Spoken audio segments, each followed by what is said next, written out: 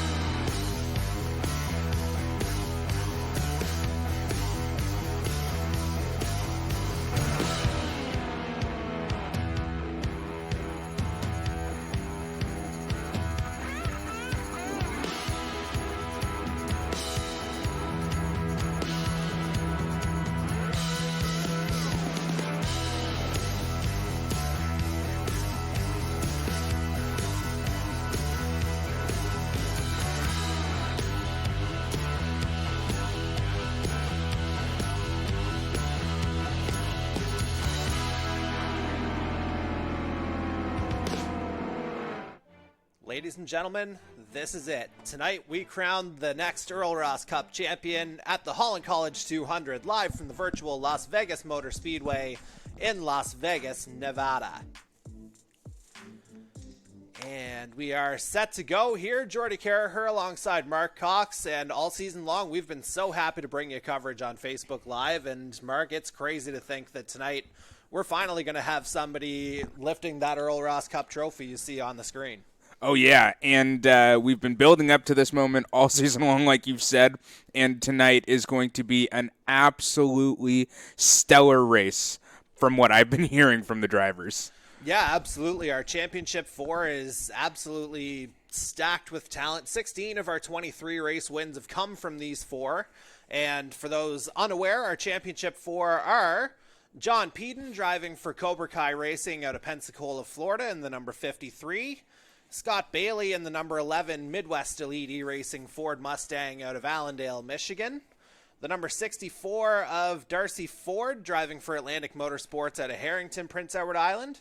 And after his win last week, the number 97 of Ty Higginbotham driving for Stars and Stripes Racing out of Kansas City, Missouri. Now, for those who might be slightly unfamiliar with the series and how it works, we've been to Vegas before, and it produced the closest finish we've ever had in the series last year. So let's go ahead and take a look back at that.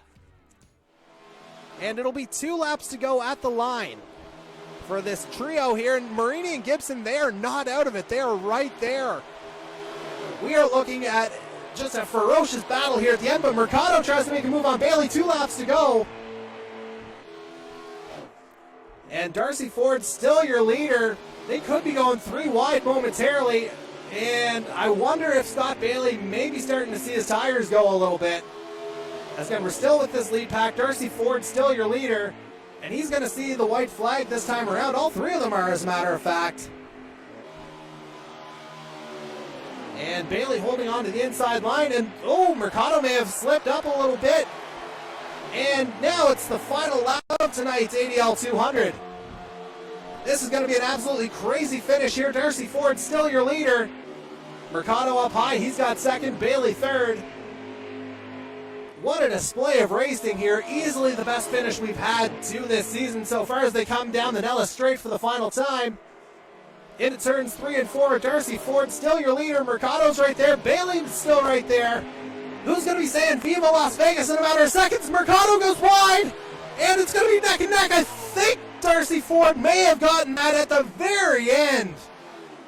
What an unbelievable finish to tonight's ADL 200. That's going to be a photo finish. I think Darcy Ford got that right at the end, as Jose Mercado looked like he lost it right at the final corner. And the difference between Ford and Bailey in second, 18 one-thousandths of a second. They're literally right neck and neck. You have to see this finish. And what an unbelievable finish that was, Mark. And we still think about it even a year later, and it's crazy to think that this is going to decide the championship tonight. Yeah, and the two drivers with that close finish, both biting for the championship here tonight. I know they've been alluding to it all season, or since the playoffs started, that it's going to come down to the last lap of the last race of this season to decide this championship. And if it's a finish like that, it's going to blow the roof off the place. And we were talking about how close that race was last year. One that was decidedly not that close was last week's Fix Auto 250 at Martinsville, where Ty Higginbotham quite literally just about lapped the entire field, finishing, I believe it was 20.6 seconds ahead of second place Darcy Ford. Was set to lap him right at the start-finish line, but again had at least a lap on the rest of the field. Yeah, and it was just a pure display of dominance from Ty Higginbotham last week. At a track like Martinsville, not a difficult track to do something like that at, and it was just incredible to watch and call. And as I say, it was quite a display from Ty Higginbotham there to get into the championship for this week.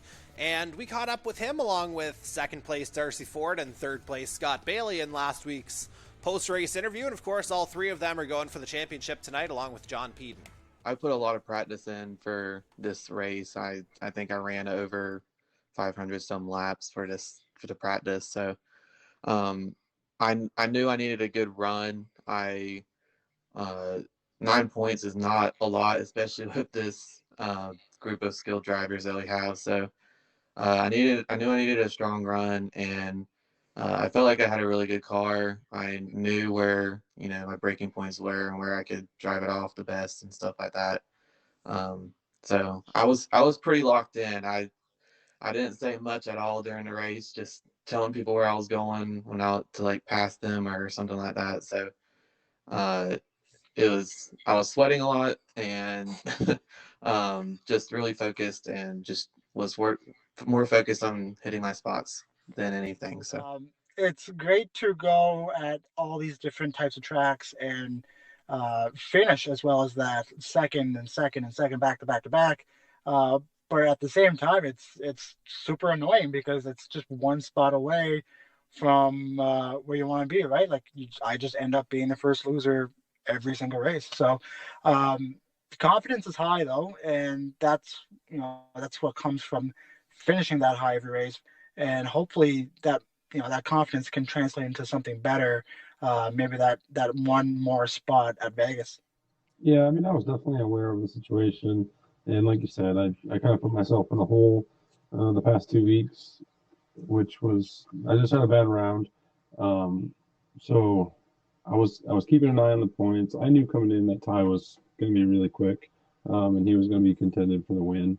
So my best shot was him winning, him getting in by the win, not letting somebody below him win. So when Jose took the lead to start the third stage, definitely had my interest going, but there's not too much I could do about it. Just got to run my race and stay clean and make sure I finish well and let what happens with them happen. So it worked out in my favor. Obviously just having those regular season points, I kind of really had to fall back on them this stage, and it wasn't comfortable. Haven't had to do that all playoffs, so I'm just glad to be at Vegas. So here we go. There you see what the standings looked like at the end of Martinsville. Of course, you see those point totals for the championship for tonight. It's pretty much whose line is it anyway style. The points don't matter. It's just whoever finishes first becomes the Earl Ross Cup champion. Yeah, and all four of these drivers are some of the best drivers that we have in our series. All of them having their high points in the season. They're just too many to talk about this evening, but these four definitely deserve the shot to race for the championship. And while that race is certainly going to be interesting, again, there's other races to be decided throughout the field as well, namely the best of the rest competition. Lee Campbell comes in with a 9-point advantage on Chase Beatty. Yeah, and this mini championship for the best of the rest is really been interesting. A lot of these racing drivers finishing right behind one another, albeit in different orders in some of the races. But Lee Campbell is looking like he has the best chance tonight if Chase Beatty can overcome those internet gremlins that keep bugging him. But yeah, these other drivers in the best of the rest have also had a lot to play for here tonight. Absolutely, and we've had a couple of other competitions happening through the course of the season as well. On points, John Peden has this one wrapped up. Of course, Ty Higginbotham might have something to say about it if he happens to win tonight, but certainly a strong exhibition from not only those two rookies, but really the entire field this year. Yeah, the entire field of rookies this year has been amazing. Andy Hurdle and Reggie Kime have been two of my favorite drivers to watch on track. Just cutting their way through the field and really making the best of their situations when they race. And yeah, for the rest of the field, the depth of this season has just gone on so well, and we've seen such an improvement in our driving. Another example of that, you've got 4 different drivers tonight, 4 different teams represented as we look at the team standings. Cobra Kai, 199 points up. They've got that one wrapped up. Yeah, and Cobra Kai really just a dominant team this season, getting all 3 drivers in the points when they need to, really just running away with the team standings. As we can see, they have been the best team in the season. Yeah, it's just been fairly clear cut. Of course, Midwest does have the 6 wins, but a little bit more consistency there from Cobra Kai. And of course, we've got one driver from each of those teams in our championship 4, along with Stars and Stripes Racing's Ty Higginbotham and Darcy Ford from Atlantic Motorsports. Tonight's battleground, we've already talked about it. It's good old Sin City, Las Vegas Motor Speedway. MC, let's go. Yeah, I'm calling it the Sin City Speedway. That's what I'm going to call it. So it's a 1.5 mile, 2.4 kilometer tri-oval with very progressive banking, 12 to 24 degrees going all the way around the track. As you can see, there's so much space. Unlike last year's finale at Phoenix, you have so much more space to work with. You don't have a dog leg to navigate through. It's going to be really fast, and like last year, if we can produce a finish like that, this championship is just going to explode. But as you can see here, coming down the start-finish straight, you want to carry a lot of speed going into the first corner, making sure you lift off just a little bit, but getting back on the throttle nice and fast to maintain your speed going right around. So you want to kind of stay low to the corner, but not too low. There's a couple lines that you can run. In my practice, I really enjoyed the low side. As you can see here, the low side is working really well for this driver. Coming right as close as you can up to the yellow barrier. It's kind of like Texas, but not too much like Texas. It's kind of an in-between of Texas and Daytona, where you have so much space to work with, but not so much space that you really get carried away with it. 134 laps separate our championship 4 from championship glory here. Let's not waste any more time. Let's go to the Star Spangled Banner and O Canada for one last time. Then we'll go racing, but first, we'll hear the 4 most famous words in racing.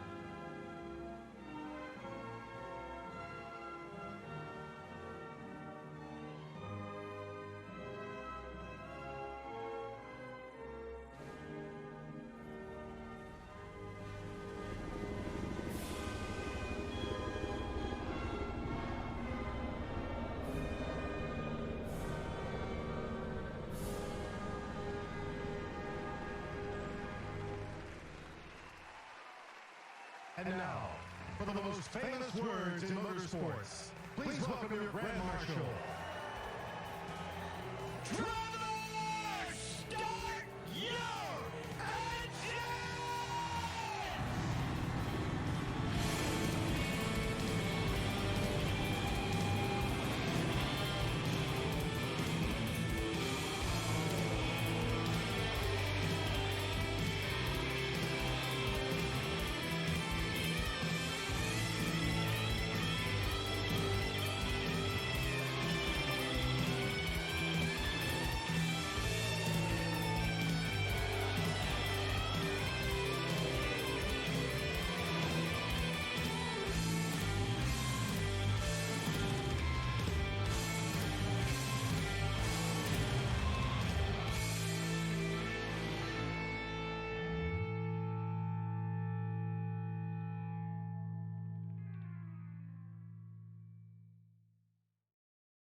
All right, folks, we are just about good to go for tonight's Holland College 200. Just enough time to really go through not even the entire qualifying. We'll just tell you where everybody is in the championship for. And really, you don't have to look too far, because on pole with a time of 30.698 seconds in qualifying, the number 53 of John Peden has put his flag in the ground for Cobra Kai Racing out of Pensacola, Florida.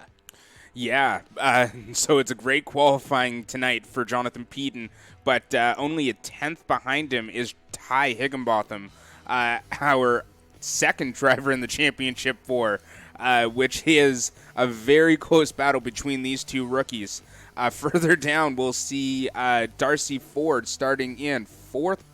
And we've seen this from the older drivers, not the older drivers, the veterans. They start off slow in qualifying, but then they really find their form in race pace.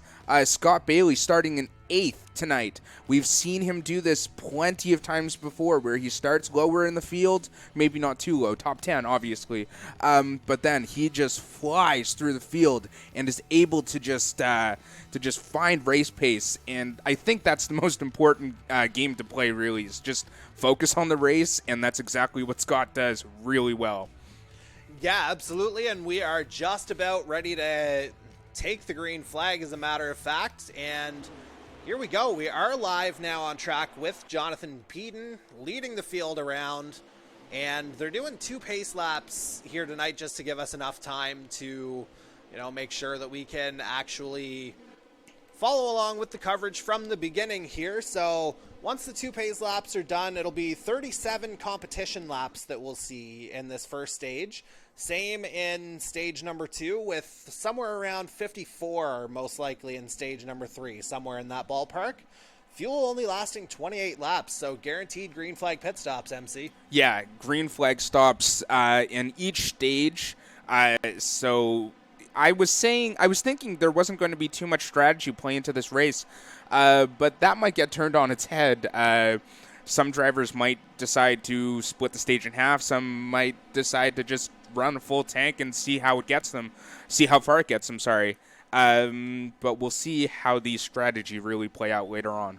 And there again, you see 3 of the championship 4 in the top 4, with Scott Bailey lurking in the background as they work their way around for this final pace lap.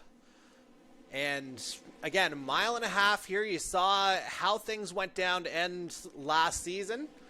To end the ADL 200. That was a playoff race. It was not the championship race last year. That was Phoenix. My bad. But again, if we have anywhere close to that level of excitement at the end, I cannot wait to see how this one goes. And again, we've only got 132 laps now between our championship 4 and potentially championship destiny, as John Peden leads them off of turn 4 onto the main straight here, and we'll see. We're into the restart zone.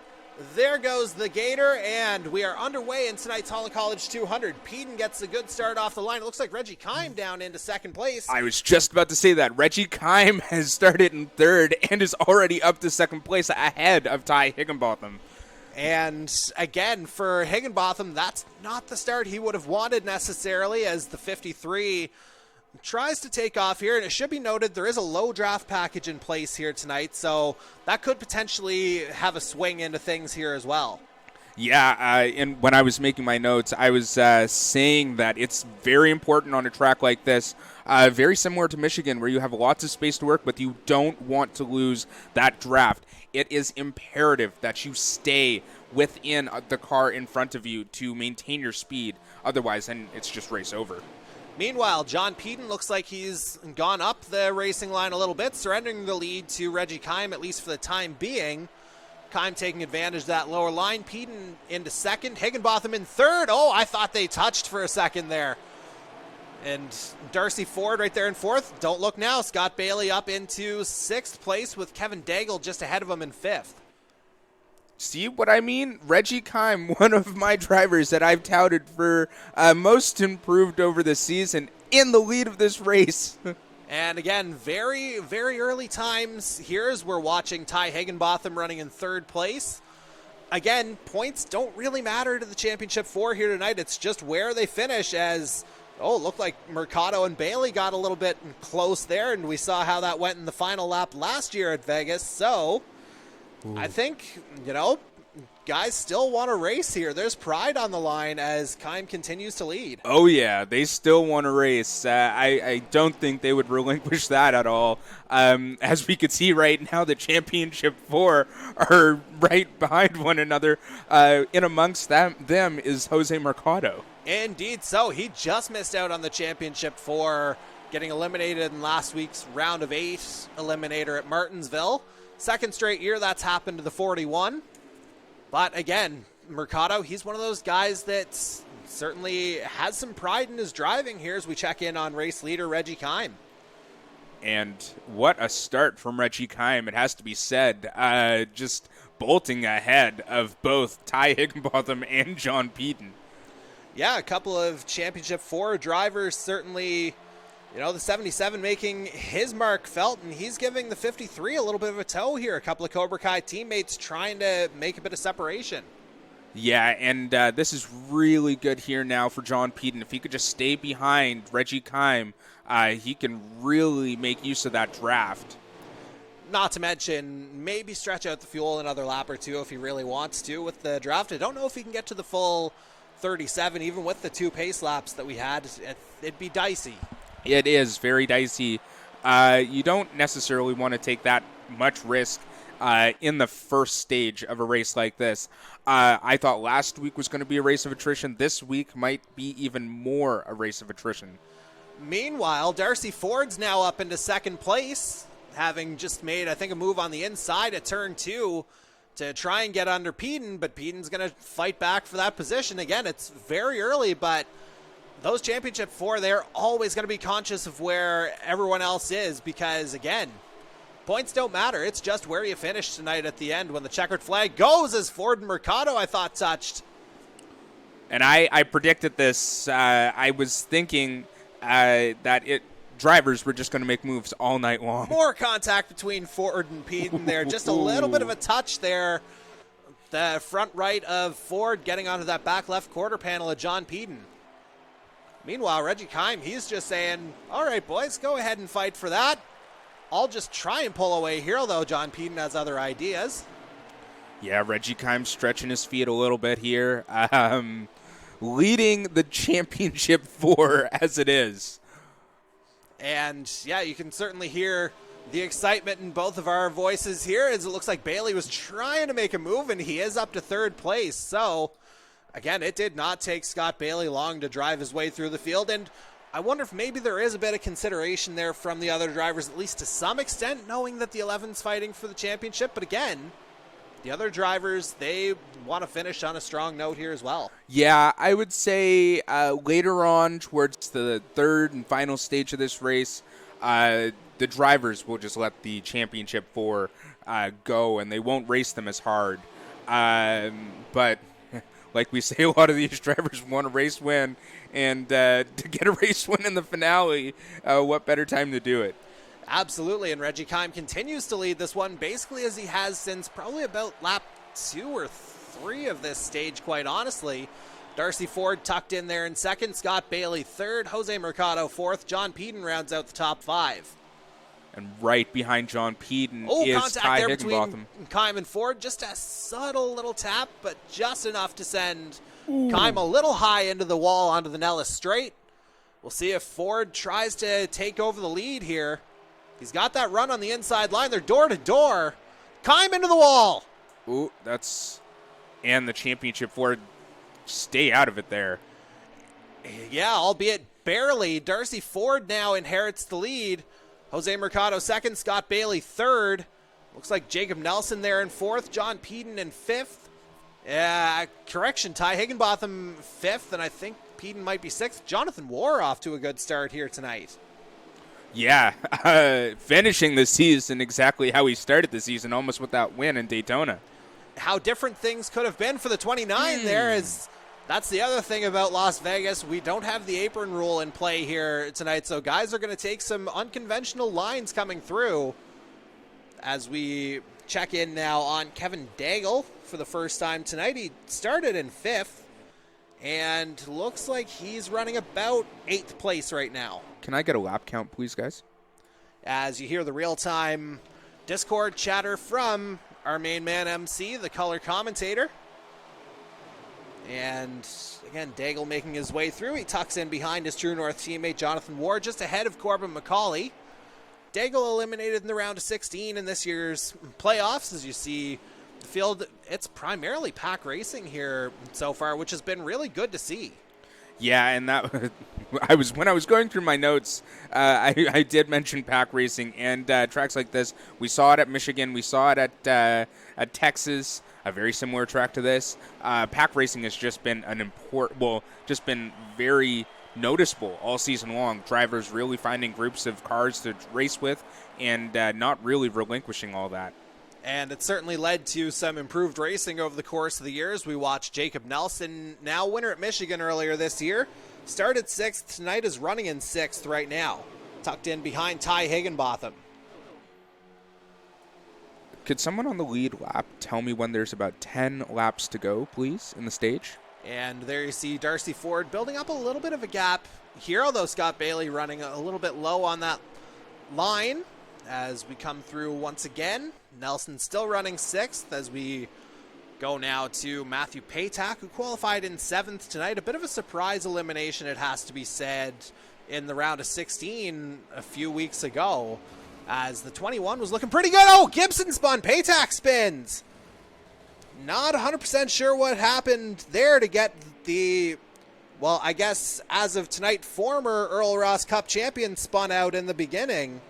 But it collected the 21, and you'll see if Patak will just try and get back up onto the track here, try and do it safely, or is he just heading into pit lane? I think he might just go into pit lane and get some repairs done. And we see Ryan Gibson there as well in the pit lane. Again, didn't quite catch what happened there, but certainly those two cars collected. As we check in now on Scott Bailey, we get back to our Championship 4 battles. And Bailey currently running in 5th place. You got your Championship 4, 4 of them all in the top 5 here. Jose Mercado, the one outlier, in 2nd. Darcy Ford, your leader. As mentioned, Mercado 2nd. John Peden 3rd.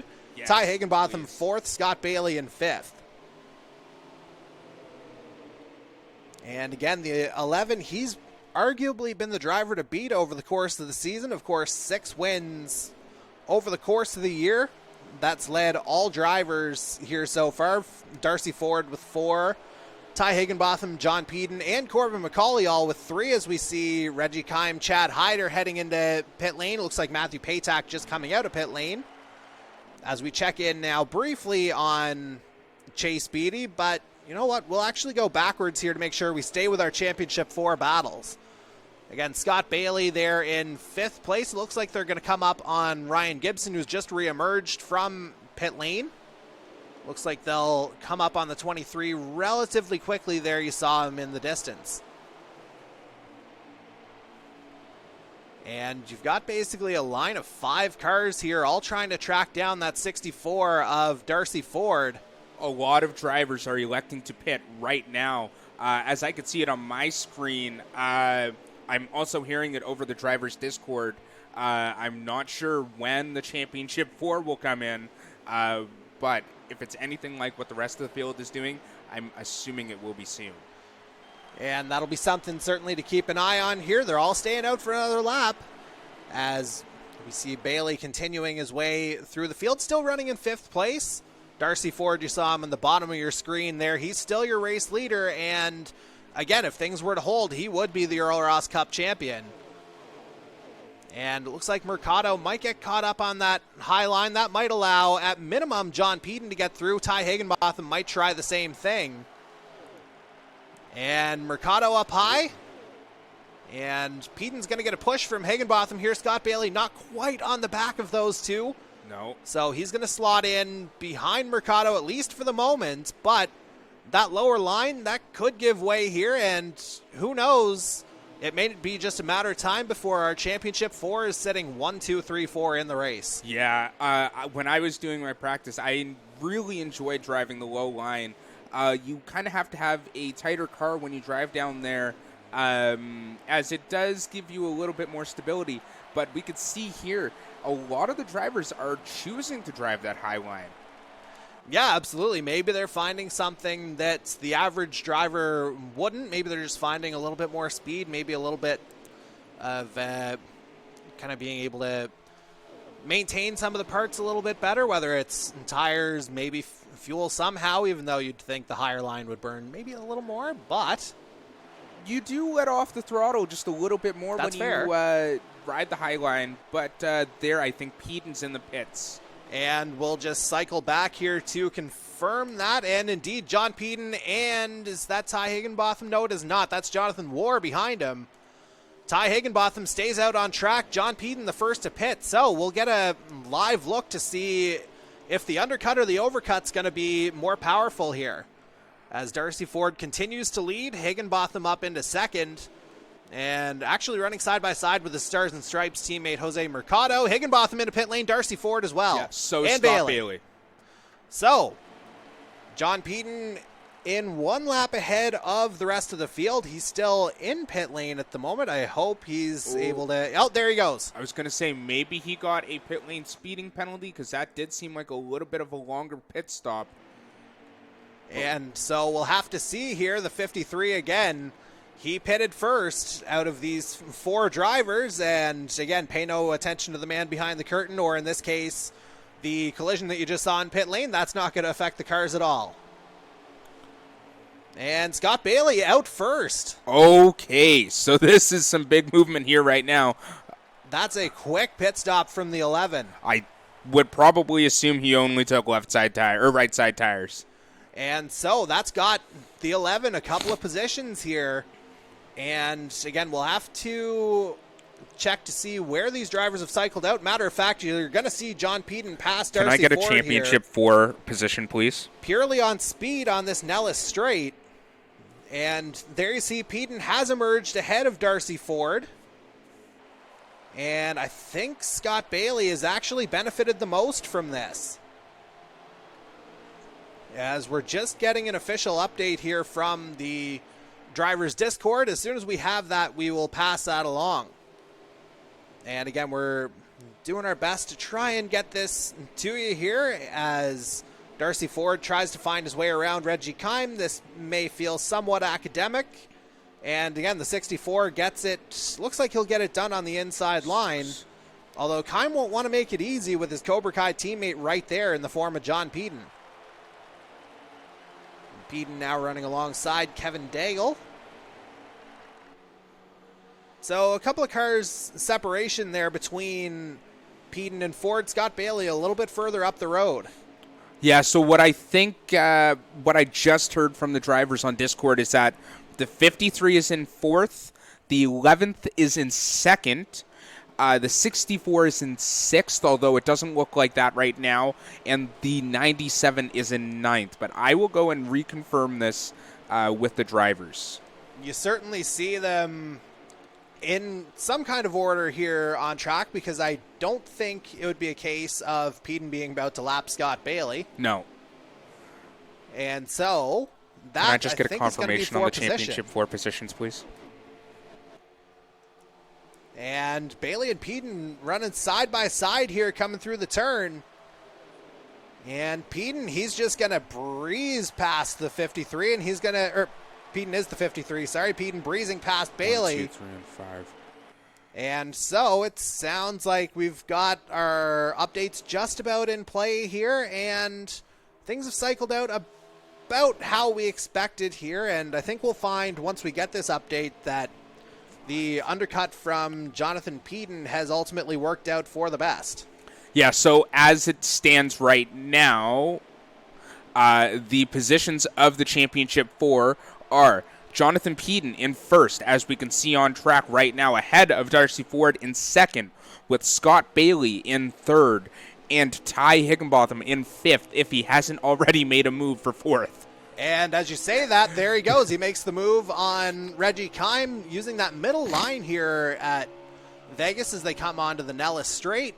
Looks like Higginbotham has moved up into fourth. So, again, there's our Championship 4 running 1, 2, 3, 4. Ford trying to get onto the back of Peden.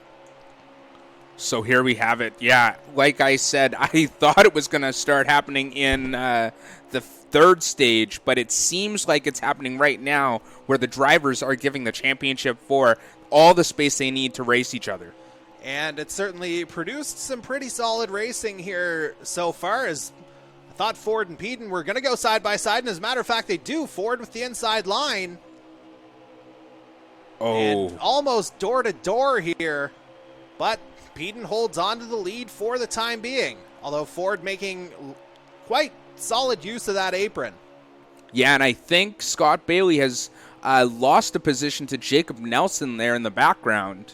And so that's certainly an interesting development, as we can confirm that the number 9 has moved ahead of the 11 here, so Bailey down into P5. But again, ultimately their positions don't matter as long. Oh, Peden into the wall! Just a touch there, and that's going to allow Darcy Ford into the lead. I think there was just a subtle little bit of contact. Darcy Ford may have gotten Peden just loose enough to send him up high, and just a little bit of damage, but enough for the 64 to get by. Yeah, but it doesn't seem to have hampered Jonathan Peden too much, as he is maintaining a very close distance to him. I believe he should be out of the draft, but if he can just maintain his composure here right now, he could definitely pull right back behind him. And speaking of behind, it looks like Scott Bailey's lost another position down to 6th, but ultimately it's not where you are right now. It's where you are when the checkered flag flies. Yes, indeed it is. Especially tonight when, again, we've talked about it a couple of times now, this is kind of a whose line is it anyway race. The points don't matter. It's just, where are you going to finish? And right now, again, Darcy Ford in the lead. John Peden running in second. I think Ty Higginbotham still third. Indeed he is. Jacob Nelson fourth. Reggie Kime rounds out the top 5. Scott Bailey, the final member of the Championship 4, in 6th. Don't discount that position there on the number 11 of Scott Bailey. As we have seen before, he does play a long game and does have an amazing ability to come through the field and just hit his marks in clutch moments. And now the thing that we've kind of talked about over the course of the years, I thought Peden might try and go low here, and he is on the apron. Ford holding on to the lead for now.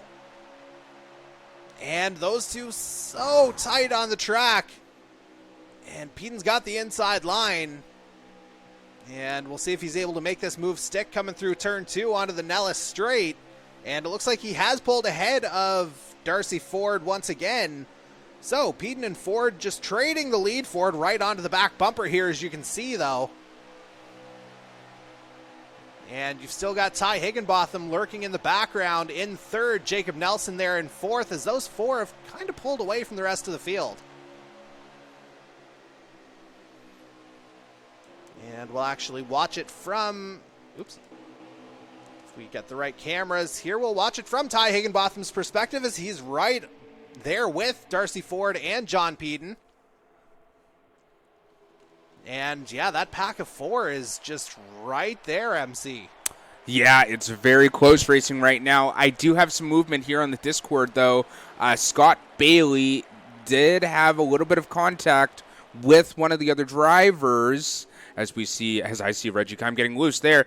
Oh, and I think that is actually the end of stage number 1. So I think that is going to go in favor of the number 53 of John Peden, tonight's pole sitter. To see who actually won that. That was close. That stage ended rather quickly here.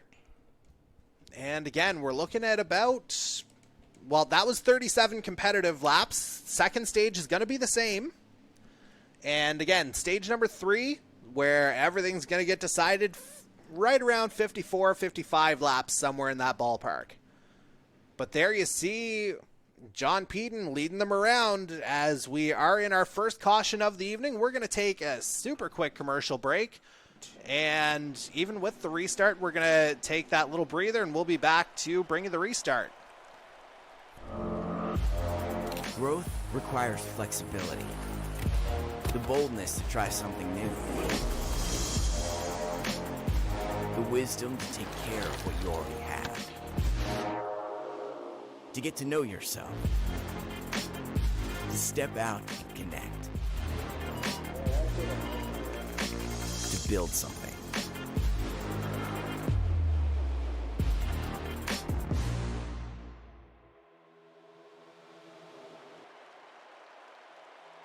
And welcome back to our coverage of tonight's Holland College 200 from the virtual Las Vegas Motor Speedway. There we're with our pole sitter once again, John Peden. He's leading the field around to begin stage number 2. Ty Higginbotham in second, Darcy Ford third, Jose Mercado there in fourth, and we've got a couple of cars kind of jostling for fifth place.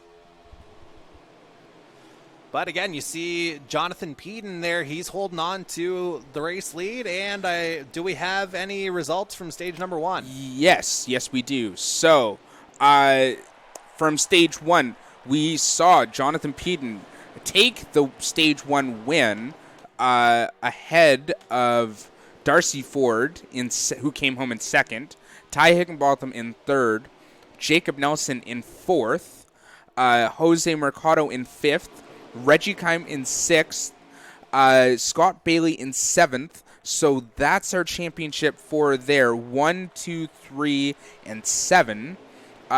In eighth place, we had Jonathan War come home in eighth place. In ninth, we have Kevin Daigle, and in 10th, we have Chad Hyder. And it should be noted, for those drivers outside the championship 4, these stage points absolutely count in terms of their overall finish. And for those in the championship 4, they do still technically count just in terms of the overall driver standings at the very end. But positioning tonight is more important as we see Darcy Ford making a move on Higginbotham for second. John Peden still leading very early in stage number 2. Again, 37 laps in this middle frame here tonight. Yeah, so it's just, not longer, but we'll get really racy in the second stage, I believe, with the Championship 4. As we saw in the first stage, it is very, very close, a very, very close battle on track right now. And as you can see, you've got 3 of them running in the top 3 right now with John Peden leading. Darcy Ford might have a move in him here, though. Ty Higginbotham there in third. Certainly don't count him out of any race. He's been there to pick up the pieces before, if you recall his first win at Charlotte earlier this year. That came after, a lot of the leaders got collected in a wreck in the third stage. Yeah, and this track is kind of very similar to Charlotte. So if he can get himself into a position where he can just collect the pieces, if anything were to happen, it could very well be Ty's championship to win. As long as, he doesn't get collected as a piece himself, although looks like Jacob Nelson's actually moved up the field here a little bit. Mercado doing the same on that high line. And that's going to allow John Peden to kind of, at least briefly, get some separation between himself and his Championship 4 competitors. As we will continue our way through, we now check in on Reggie Kime running in 6th, as I think Mercado and Nelson briefly bumped. And another bump there, that may have actually been Mercado and Higginbotham, a couple of Stars and Stripes teammates, as the 97 gets through. 15. And Kime there running in 6th place. And I'll get a lap count. I may or may not be watching his stream on my phone here for reference. 30 laps remaining now in stage 2. And again, we mentioned it off the top, roughly 28 laps, somewhere in that ballpark for fuel. And we saw basically the 4 championship drivers come in at the same time. Peden just that 1 lap ahead. And that ultimately worked out for him as he was able to get that pace advantage. And there you see Scott Bailey. He's worked his way into 8th place. Still a bit out of earshot in relation to the rest of the Championship 4. But if there's one guy you don't want to count out in any race, it's the 11, because as we've talked about, he plays the long game. He does play the long game, and I think it's safe to say I could give you that fuel-saving trick that these drivers have been using all season long. You've been teasing us all year. Go ahead. So, basically, what these drivers are doing, they are, if they have a shifter, the drivers who do have shifters in their sim rigs, they're putting their car into neutral on the long straights or in the corners or wherever, and they're just letting the cars coast. So they come off the throttle, they come off the gas, and they just let their car coast through. And that is the way that we've seen drivers like Scott Bailey, Mike Marini, just be able to stretch their fuel loads that much further. Being able to coast and lift and coast is the easiest and best way in racing to save fuel. And there's something to be said for having that advantage here, as Darcy Ford and John Peden are in tight quarters here once again. It's going to be a drag race to the line between them.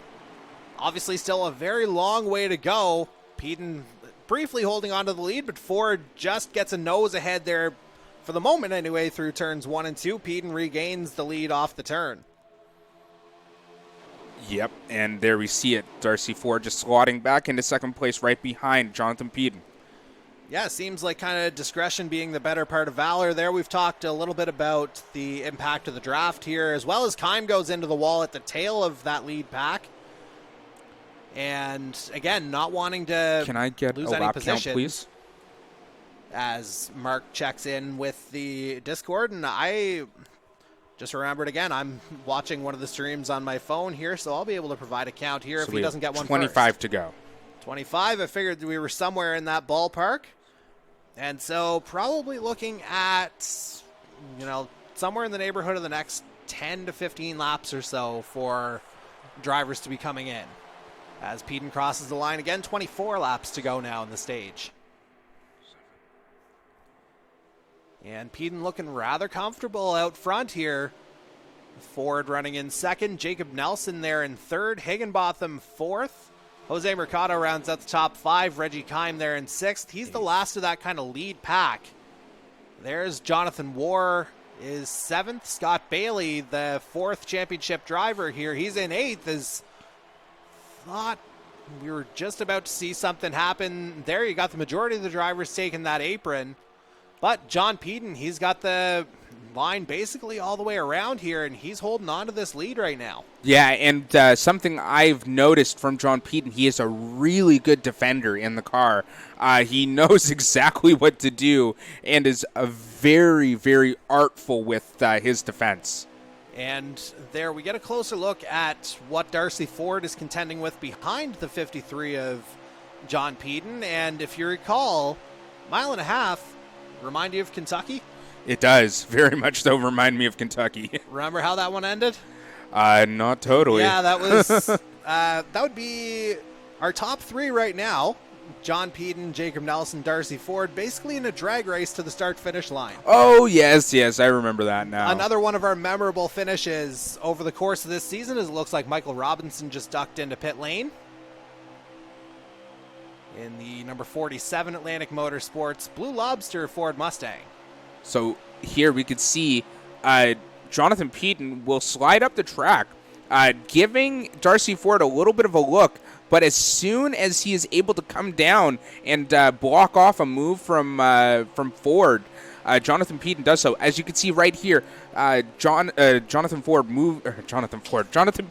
moves right down to the inside. That'd be a hell of a driver.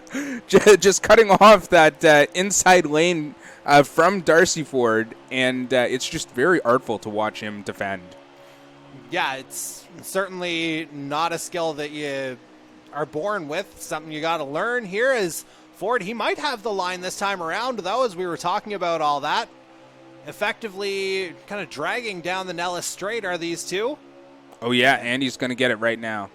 Yeah, I think Darcy Ford with a little bit of a benefit perhaps from Jacob Nelson with just that little push Peden into the wall. And that's going to give Darcy Ford the lead, and it was kind of a little touch like we saw in stage number 1 as well that ultimately put Ford ahead, at least for a brief moment. John Peden, of course, able to make that gap up. But a little bit more damaging there. Of course, we're still in the kind of early to mid stages of this race now, but I think you've got something. I'm just hearing now that the drivers are starting their pit cycle. So the 77, the 44, the number 2 have been pitting. Hold the phone. I think we may have seen Scott Bailey go in. No, we didn't. He just took the apron. Yes, so pit cycles have started now, so we should see a bit of a shakeup once the Championship 4 decide to head into pit lane. And so, Championship 4 update. You got 3 of them in the top 5 here. Darcy Ford, your leader, with Jacob Nelson second. Ty Higginbotham, another Championship 4 driver, he runs third. Jose Mercado fourth. John Peden fifth, and it looks like Scott Bailey's moved up to 6th place here, although he's a long way off that lead 5. Yeah, he is, but we saw him take that pit stop with that group there of Darcy Ford, and it looks like Jonathan Peden might come down pit lane. I thought he was making a move there, but he is not. Yeah, he was thinking about it. May have just gotten loose out of turn 2 instead. Not 100% sure. I can tell you that Reggie he Kyne's is. in. He is. There he is. He peels off into pit lane. And so, yeah, a bit of an undercut here from the 53. We saw it in stage number 1 as well. And you'd have to think there's going to be a response from the rest of the Championship 4. Definitely going to be a response here now from the other drivers in the Championship 4. Well, we say that. Darcy Ford, he's holding on. He's still on that lower line. But again, there he is. Into pit. I say that. Ford into pit lane. Higginbotham now in. And again, that's nothing to worry about there, folks, as those two come in together. Almost magnetically drawn together are those two. Meanwhile, let's get back on track to find Scott Bailey. And, yeah, the 11, he is onto the back straight right now. Coming into turns 3 and 4, still running a bit high, although coming down a little bit lower. Is he coming in this lap, or will he try and stretch it? No, he stays out. So I wonder if the 11 might have a trick up his sleeve here to get himself back into championship contention, as it looks like Ford's going to get out ahead of Higginbotham. Yeah, I think Ty may have had a pit lane speeding penalty during that stop when he tried to overtake Darcy Ford, because he's in there now and still in the pits. And, yeah, you can still see him as we go backwards to Jacob there we Nelson. Go. There he's out of the pits. As we will get back on track here to our Championship 4. Darcy Ford is back on the track there. We're going to try and work through some positioning here. And we understand, or to the best of our knowledge, the 11 of Scott Bailey has not pitted yet. We know the other 3 in the Championship 4 have. Can I get a positions on the Championship 4, please? And hopefully we'll have that update in a matter of moments here as we see Darcy Ford making his way around. Looks like he's gotten the better of his Championship 4 rivals here. He's got John Peden behind him. There's Ty Higginbotham, I think, in the background too, or is that Jacob Nelson? As we see Trent Nielsen going into pit lane in the background. We know it's Ford and Peden there. Jose Mercado very much in the conversation as well. Yeah, I think that's Jacob Nelson at the tail of that pack. And indeed it is. So right now we're kind of in the middle of that pit cycle. So what you're seeing right now is positions 10 through 14 on track. I can tell you that because Reggie Kyne's running 14th at the tail of that pack. Okay, so very interesting there. I'm still waiting to hear from the drivers on Discord, so I may get a response here now any minute. Yeah, we're still kind of in the middle of that pit cycle right now, so we're kind of working our way through.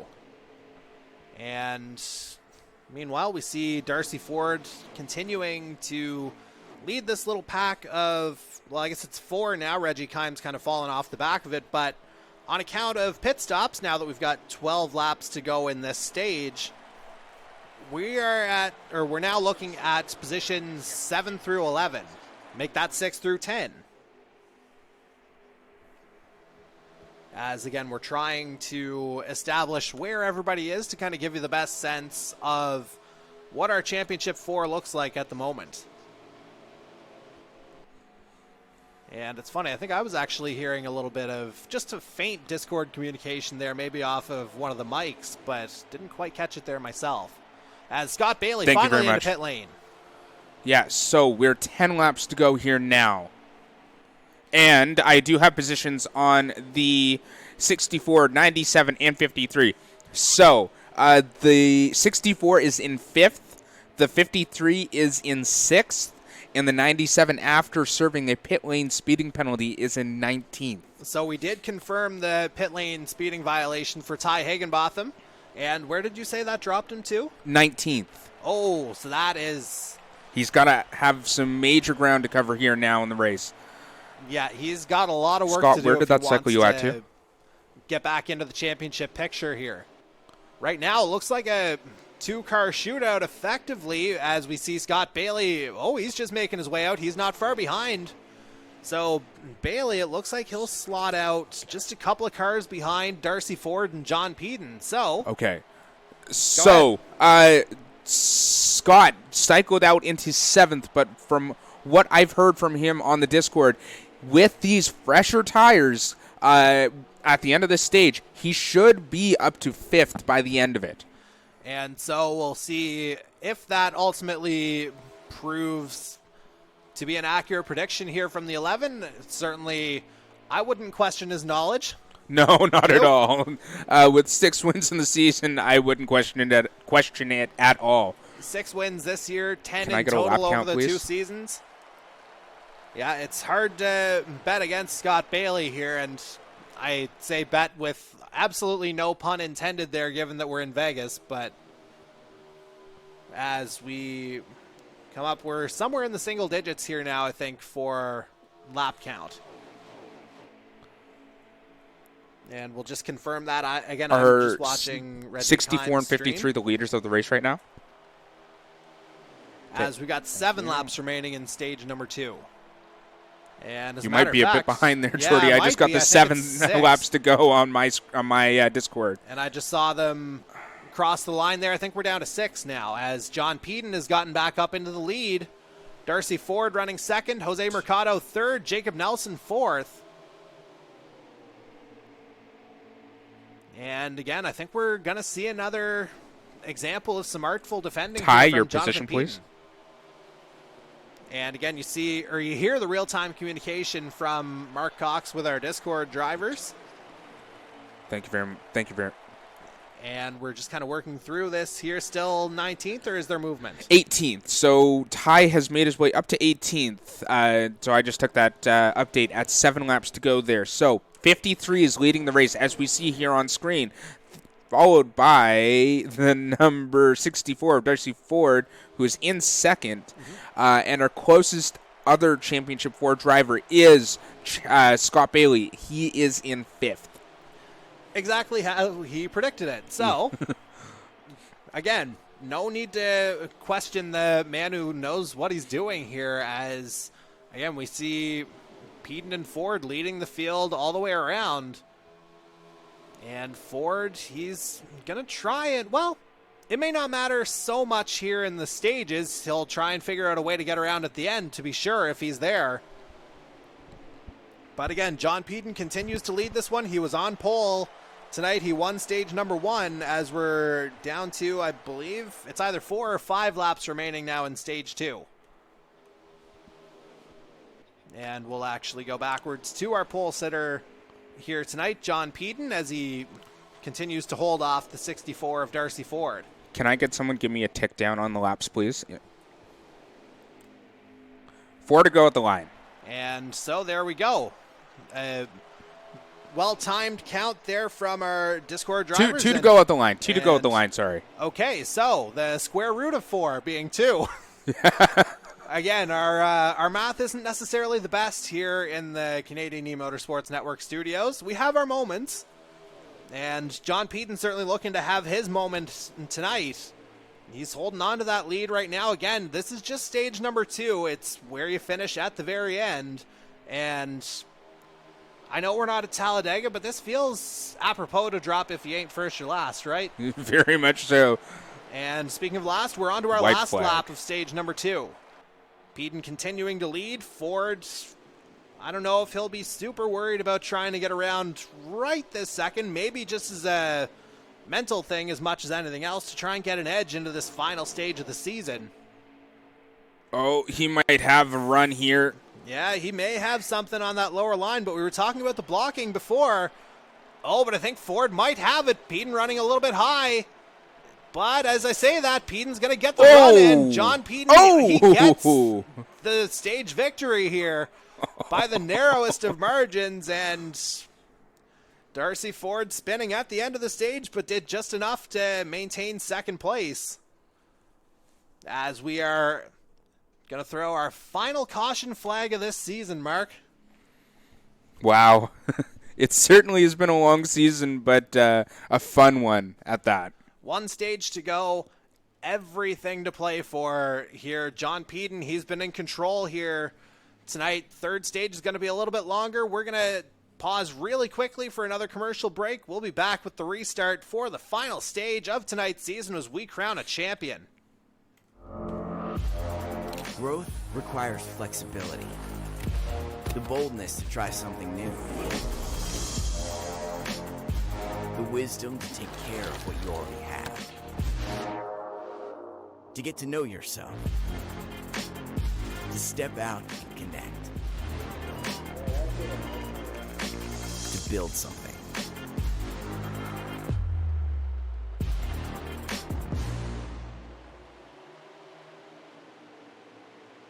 And here we go. We are underway in stage number 3 of tonight's Holland College 200. You see Jonathan Peden getting off to a good start once again.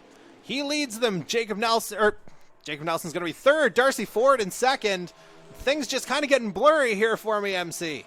Yeah, very blurry for me too. It's all a blur on these restarts. Drivers getting mixed up, and these cars look very identical too. Yeah, the one constant here is that 53 has been at the head of the field. And there he goes again. We'll get the official lap count here. I'll get it from Reggie Kime's stream to give you an idea of just how many laps are going to be in this final stage. Again, we figure it's Ty, somewhere where in the did you finish in that 53, stage? 54 range as we see them coming down the Nellis Straight. And so 51 laps to go here. It'll be 50 at the line here for the 53. 50 to go now. It's all good. Don't worry about it. I can give you an update on the championship 4 positioning in the end of stage 2. Please do. So we saw Jonathan Peden take the stage 2 win, followed by Darcy Ford in second. The number 11 of Scott Bailey came home in 6th, and the 97 of Ty Higginbotham came home in 18th. For the rest of the drivers, Jacob Nelson came home in 3rd. Oh, I think that was Corbin McCauley going through the grass, but anyway, continue. Jose Mercado comes home in 4th. Kevin Daigle comes home in 5th. Reggie Kime comes home 7th. Corbin McCauley in 8th. Jason Butler in 9th. And Matthew Patak in 10th. And now we check in on Ty Higginbotham. He's tucked in behind Corbin McCauley on track in this kind of secondary pack. And not 100% sure where that would put him. Oh, that puts Jonathan Moore into the wall, though. I think that may have collected Michael Wolford in the background. Yeah, that was Michael Wolford there. I just heard over the driver's Discord. And so that's maybe one last car here for Ty Higginbotham to worry about as he tries to climb back into the championship picture.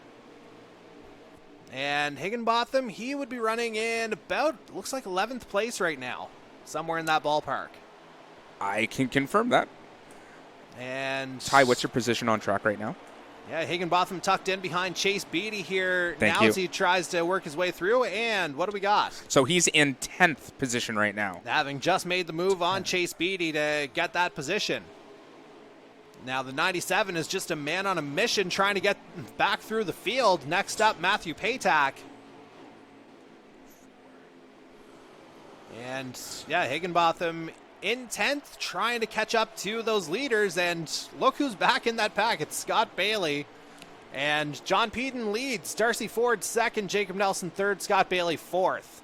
Yeah, so if everything goes as planned for Scott Bailey and no more contact is had, he is in a very good position right now to stay with this pack.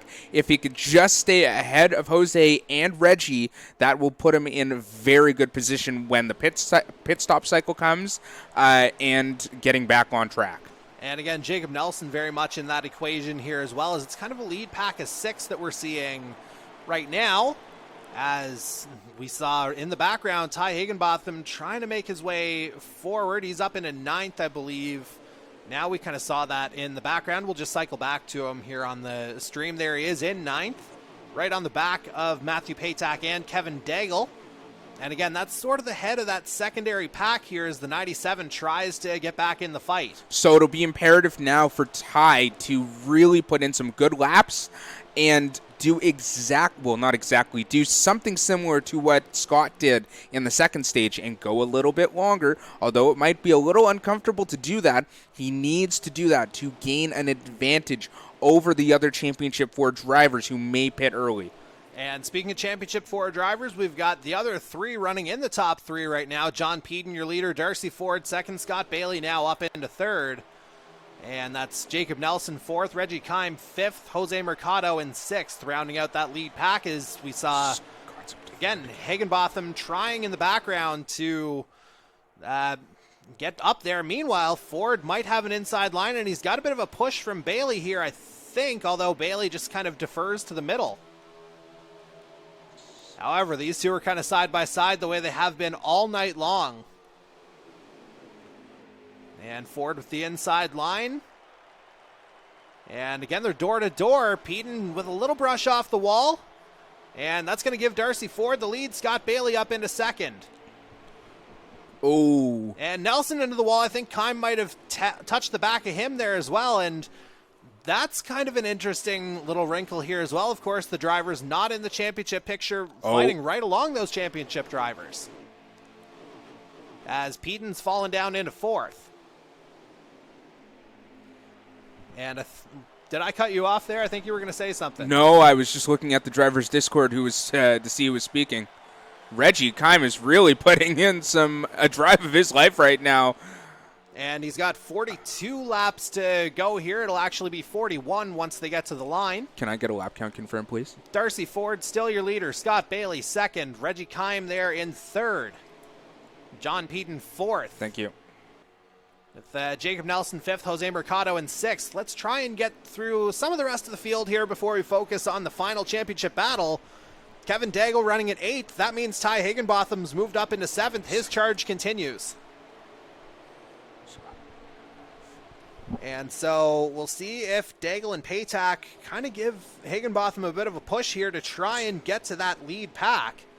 And ultimately, that's where the 97 knows he needs to be with the other 3 championship drivers right there.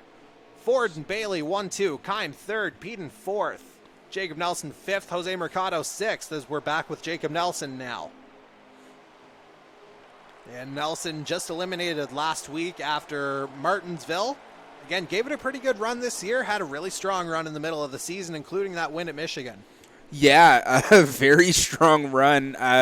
He was named Driver of the Month once, wasn't he? Yeah, for either May or June, yeah. Yeah, so he had an incredible string of finishes. And again, just the depth of field to this championship has just been incredible. And, I mean, we're seeing it play out here once again. Darcy Ford in the lead. Still, Scott Bailey 2nd. Those two have 10 wins between them this year. But in 3rd place, you got a guy who hasn't won it all this year in the form of Reggie Kime. Yeah, and again, I'll say it, a driver I've touted as one of my most improved rookies of the season.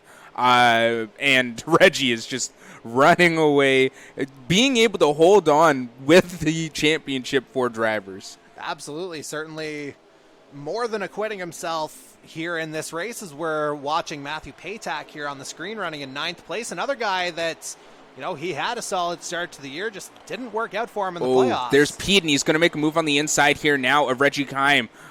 He might even make a move here on Scott Bailey as he has the inside line on Scott. He's looking racy here this evening. And we've got a closer look at it thanks to Jacob Nelson's camera as we're watching it.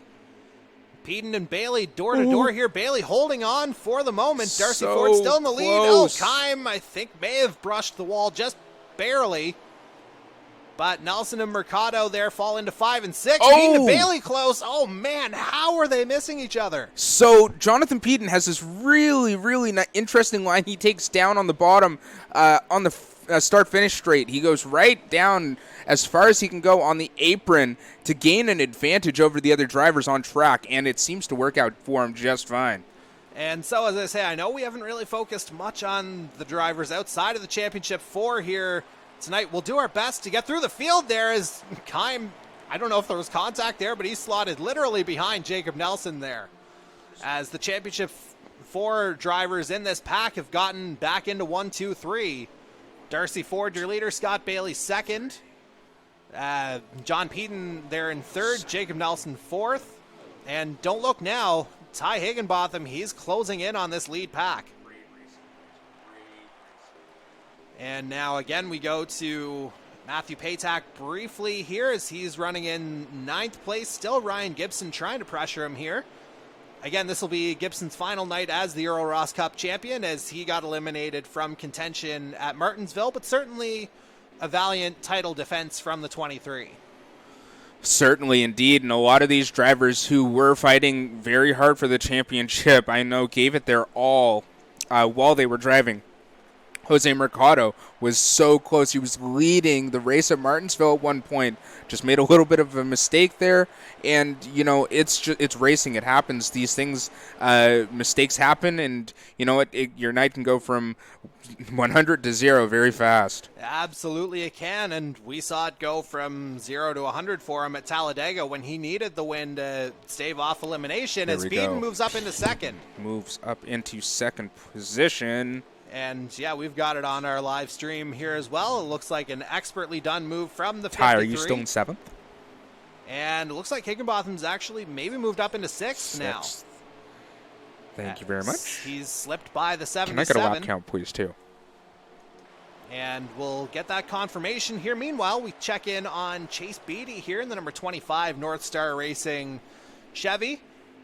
Beatty came into tonight 9 points out of the lead in the best of the rest competition, and it looks like he's tucked in behind Michael Dimmer, or that's Lee Campbell, his best of the rest competition right now. Just like I've been said at the beginning of this broadcast, all of these drivers in the best of the rest fight, they finish right behind one another, and Chase Beatty doing a wonderful job to stay behind Lee Campbell, although it looks like this is Lee's race to lose here tonight. It's absolutely in the best of the rest competition. Definitely in his control right now as we check in on Jose Mercado once again, and Mercado running in 6th for the moment, although running a little bit high. And, yeah, there you said it. Ty Higginbotham now into 5th place. So this is quite the charge we're seeing from the 97. And this is why these 4 are our championship 4. They know exactly what they need to do when they need to do it. And you got to remember, a couple of weeks ago at, can't remember if it was Richmond or Homestead, Higginbotham started 19th and finished 3rd. So he knows how to do this as he makes a move on Jacob Nelson here. That, I think, is going to make our championship 4 the top 4 once again. Yeah, so only Darcy Ford, Jonathan Peden, and Scott Bailey stand in front of Ty Higginbotham right now. And that's exactly how we would have expected it to go.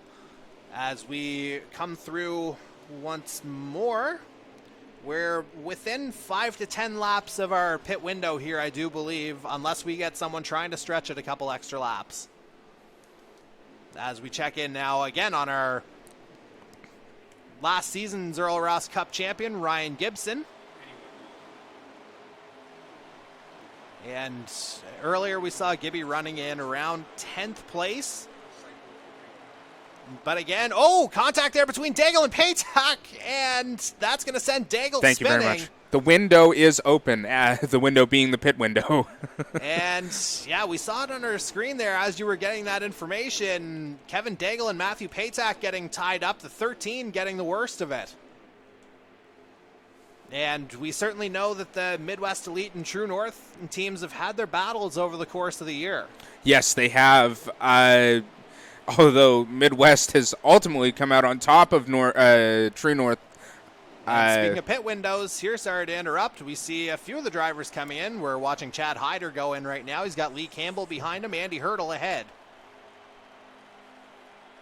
As again, we're seeing that window slowly starting to open up here, and is that Darcy Ford? Darcy Ford comes into pit lane.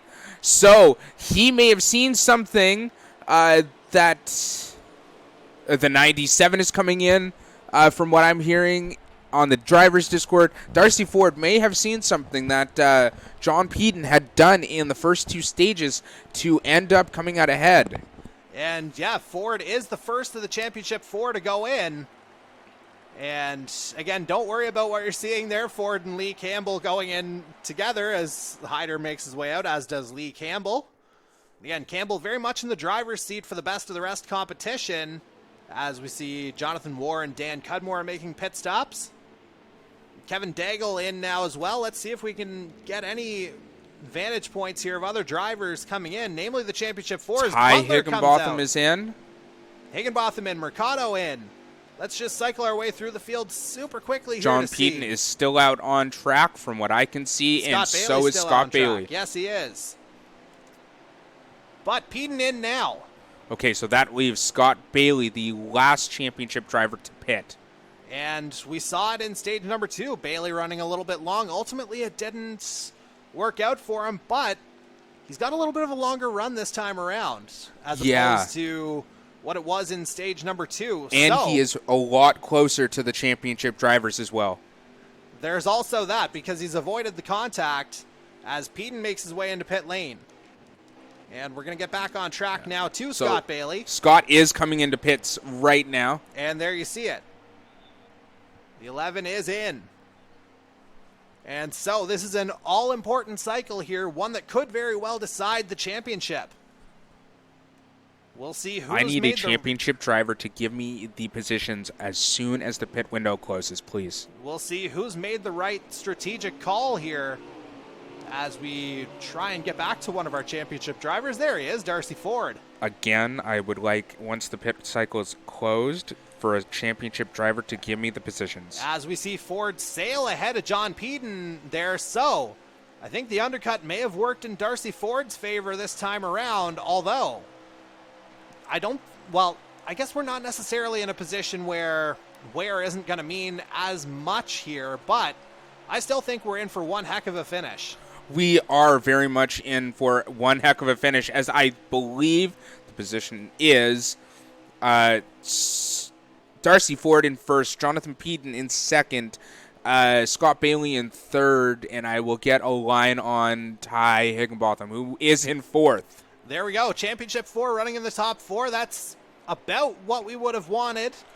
And so to confirm, honestly, the championship 4 is 1, 2, 3, 4. We'd have it no other way, as this is just going to be a thank you very much straight fight to the end confirmation. Straight fight to the end. It's 1, 2, 3, 4, and it looks like Ty Higginbotham is getting a lot of help from the driver behind in Jose Mercado, who's that's his Stars and Stripes teammate. Yeah, just giving him that bump draft that he needs to increase his chances of getting right back up to the back of the other 3 drivers. But really, if you look at it objectively, Ford and Peden have had kind of a separate advantage over the others in the Championship 4 as well, and you're seeing it play out on track once again. They just have fast cars here tonight. John Peden and Darcy Ford, both of the drivers here, know how to set their cars up in terms of having a fast car on race day.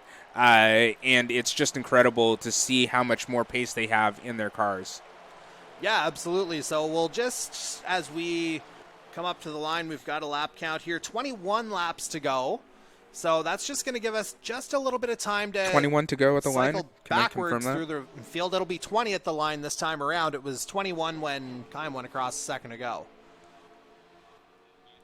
And so 19 next time by. Okay, so we may have some drivers who are off the lead lap here, or I might just be a little bit behind, which is entirely possible. And indeed, I think I may be just about a lap behind here as we cycle backwards here just for the moment. It's heating up so much here at the front. Darcy Ford has Jonathan Peden bearing down on him. And there we see the battle here on screen. The 53 right on the back of the 64. And again, those two Corbin, are you on the lead lap? Quite a bit of separation here from their championship Okay, rivals give as me Peden goes down Give on me the the 10 apron. to go, please.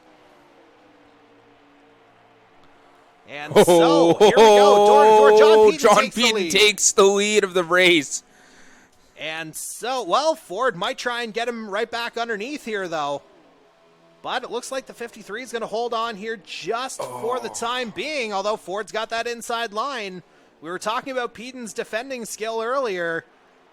I think it's just going to be kind of door-to-door, and I think it's going to be like this the rest of the way. And so, again, you see the 53 of John Peden still in the lead here as we're closing in on 15 to go in this one. In this season, as a matter of fact. 15 to go? Somewhere in that ballpark.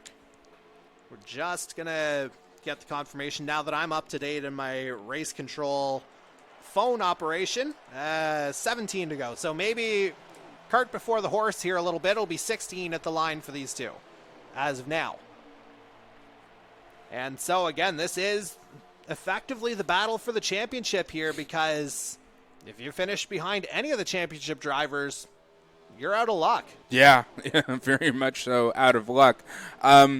When we were coming to the start of the playoffs, I know Darcy Ford was saying it was going to be between him and Scott Bailey. I don't know if Darcy Ford had even thought of Jonathan Peden or Ty Higginbotham being so strong in these late stages of the season, although they have shown their strength early on in the season as well.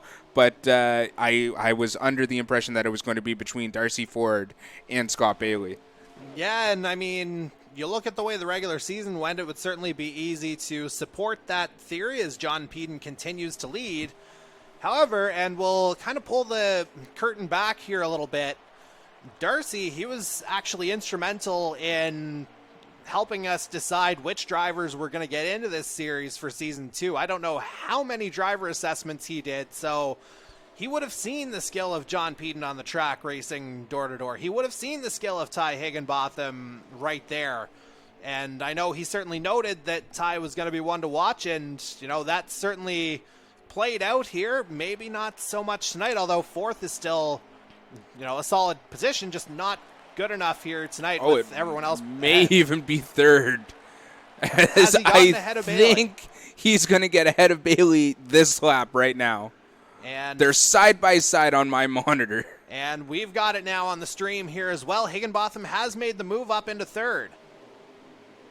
And Bailey, we'll see if he's got an answer here down the straight, but right now I think he's just going to tuck in behind Higginbotham for now, as we got 13 laps to go. And matter of fact, now 12 as Peden just crossed the line. And John Peden, it actually looks like he's opening up just a bit of a gap here on Darcy Ford, as they're coming up on lap traffic in the form of Jonathan Once Moore. we hit 10 laps to go, can someone tick me down lap by lap, please? And yeah, we're going to do our best to watch everything happen here as War stays up high. And that allows Peden and Ford through with no problem. And now we're down to 11 laps to go. Again, John Peden holding court here in Las Vegas. Although it looks like Darcy Ford might have another push or two left in him. And I think in each of the first 2 stages, we've seen them make contact, and Pedon's come out worse both times. Yeah, just a little bit worse off on Pedon's end in the first stage, dropping him back. But he made it up in that pit stop cycle, pitting ahead of Darcy Ford and making that undercut work. And now we've got 10 laps to go as Can Pedon leads. Can I get a tick down lap by lap, please?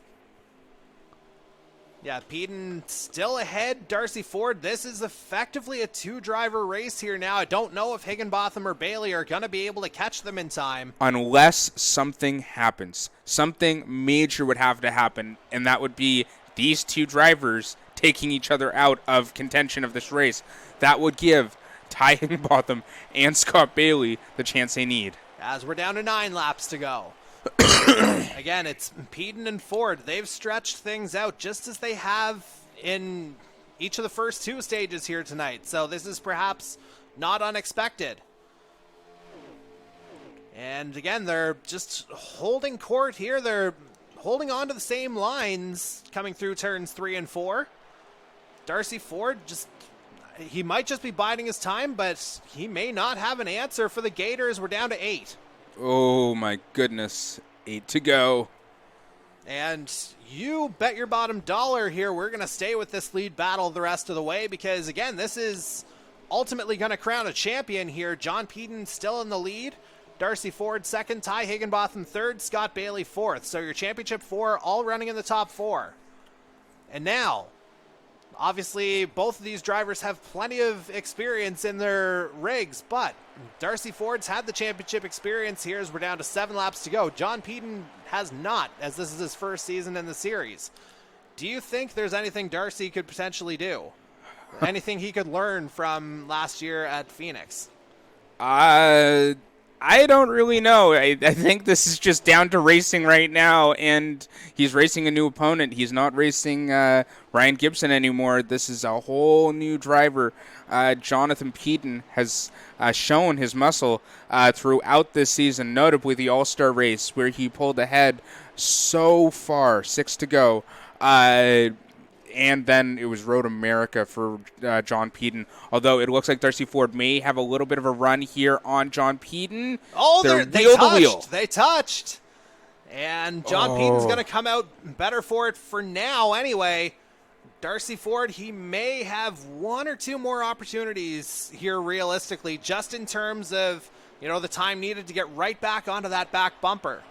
But right now, John Pedon holding on as we're counting down laps with one hand now. 5 to go. 5 to go. John Pedon still leading this one. Darcy Ford in second. At 3 to go, I'm going to unmute my microphone. And again, we are watching this one happen here. These two they've been battling all night here. So they might hit some lap traffic up here. It looks like Darcy's going to stay on that lower side and really try to bide his time here and see if he can find an opening on John Pedon. Coming through the restart zone, 4 to go now. And again, it's John Pedon still leading here.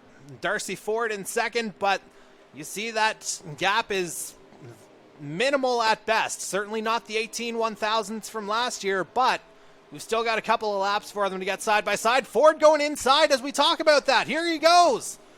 Darcy Ford trying to make the move on the inside. I think John Pedon's just going to hold on here. We're getting a great kind of aerial view here of that move. Ford on the apron. Now it's 3 to go.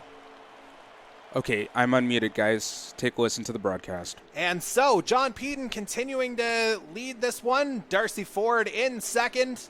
And again, this is kind of the battle for the Earl Ross Cup Championship right now as Ford slots in behind John Pedon. There's a bit of a gap forming here now. And Ford, he's going to have to make a significant move here. He's going to have to get right on the back of that 53 if he wants another shot. He's going high now. Pedon going low. 2 to go at the line now. And so, we're continuing to watch this one unfold. John Pedon still in the lead. The Gator, he's poised to chomp, but Darcy Ford trying to see an opening here. They're door to door. And I thought Ford was going to get by. They're door to door right close. Now. And they're going to see the white flag this time around. Darcy Ford, this is his best opportunity yet. And they are absolutely door to door. I think Ford may have poked through. Darcy Ford into the lead. He's going to see the white flag this time around. This is the final lap now of tonight's Holland College 200. As soon as we get the graphic up, Darcy Ford now into the lead. John Peden in second as they come through turns 1 and 2 for the last time. So John Peden is going to have one more chance here to get Darcy Ford. Although, Peden brushing up against the wall, going in like at the end of the straight into turns 3 and 4. So we're in turn 4 right now. Darcy Ford in the lead here coming through turn 4. Peden trying to go inside. He may have him on the apron. Darcy Ford, he's going to get it. Darcy Ford is your champion. Nova, your daddy's bringing home some hardware. Darcy Ford clinches the Holland College 200. The second straight year he's won at Las Vegas. This time it brings him the Earl Ross Cup. What an unbelievable finish to an absolutely incredible season, Mark. It was an awesome season to call. All season long has been so great. This championship was such an amazing championship to watch. And ultimately, let's see if I can get the final margin of victory. Ultimately, it comes down to about 0.2 of a second between Darcy Ford and Jonathan Peden. That move came as they were coming up to the white flag. Great race. Drivers, that was amazing. Thank you for the season. Just unbelievable racing here tonight, guys. I absolutely could not have said it better myself than what Mark just told the drivers on the Discord. Congratulations, Darcy. And Jordy, if you want to say a word to Darcy. Yeah, so again, Darcy, what an absolutely amazing performance. We'll be chatting with you here. We'll actually try and bring you in live here in a few minutes as we go through the results. But, you know, an absolutely wonderful performance here from really both you and Gator, and not to mention Scott and Ty, everybody getting into the championship 4. We wouldn't have wanted it any other way. But you know what? Just an absolutely amazing season of racing here. As we are going to take one last commercial break, and we will go ahead and bring you the final results.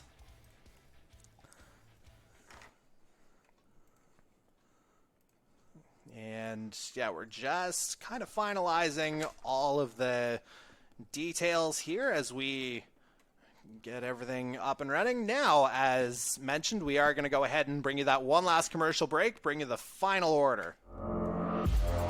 Growth requires flexibility, the boldness to try something new, the wisdom to take care of what you already have, to get to know yourself, to step out and connect, to build something.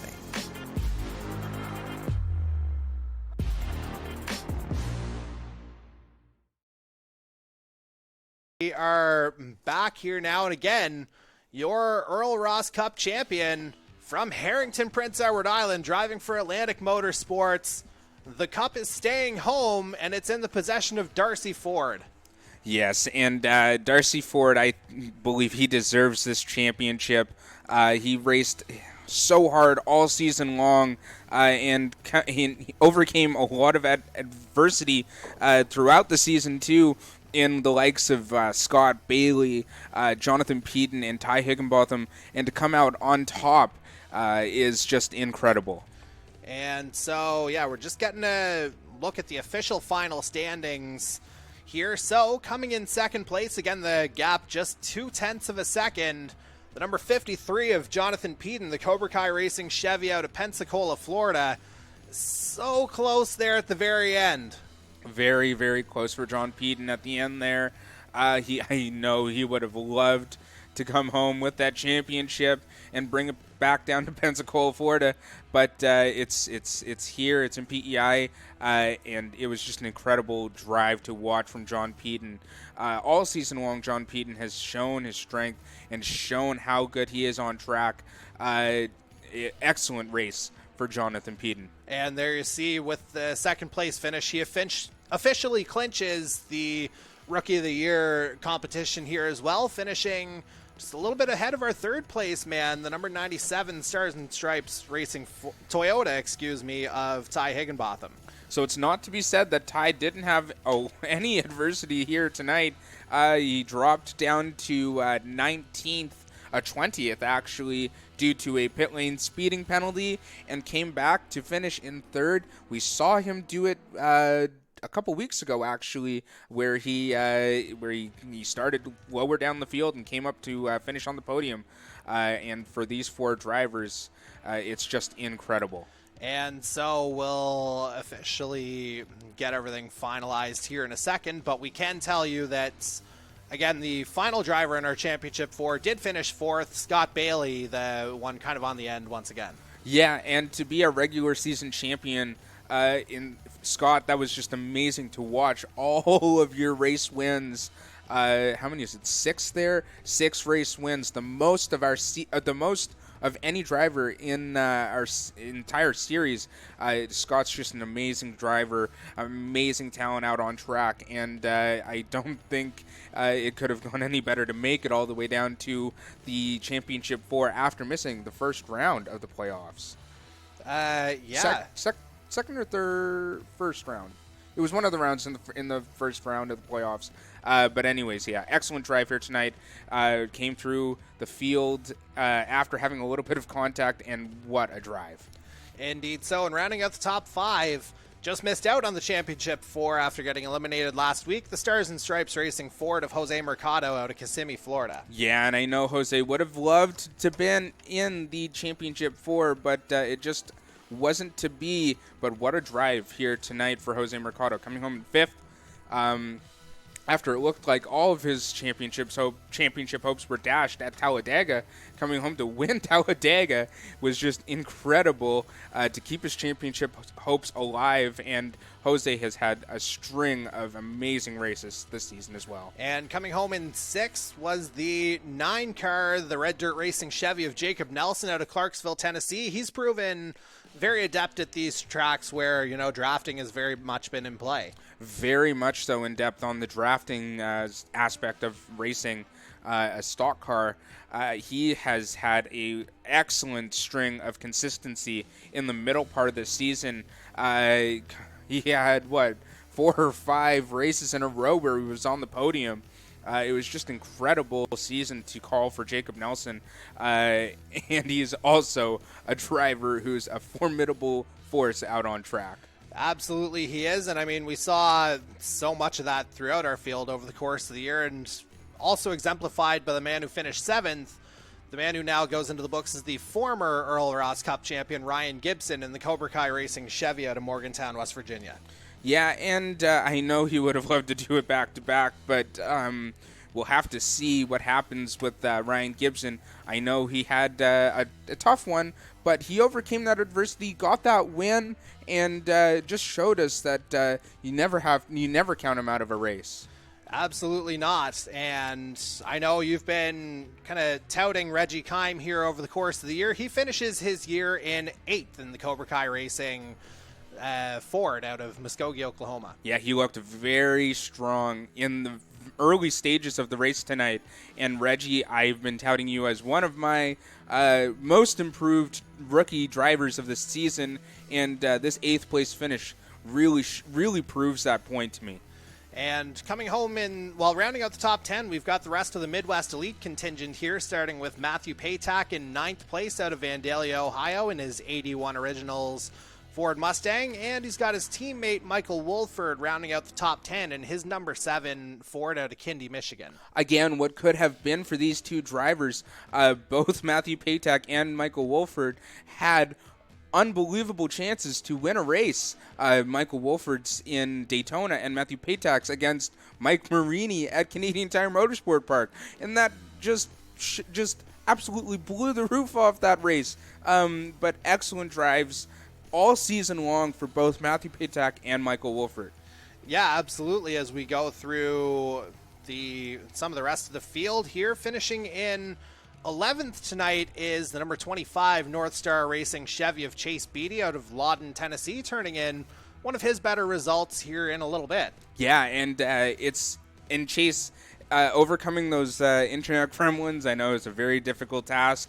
But when he is on pace, Chase is really on pace and is able to kick it with all of the best drivers in our series.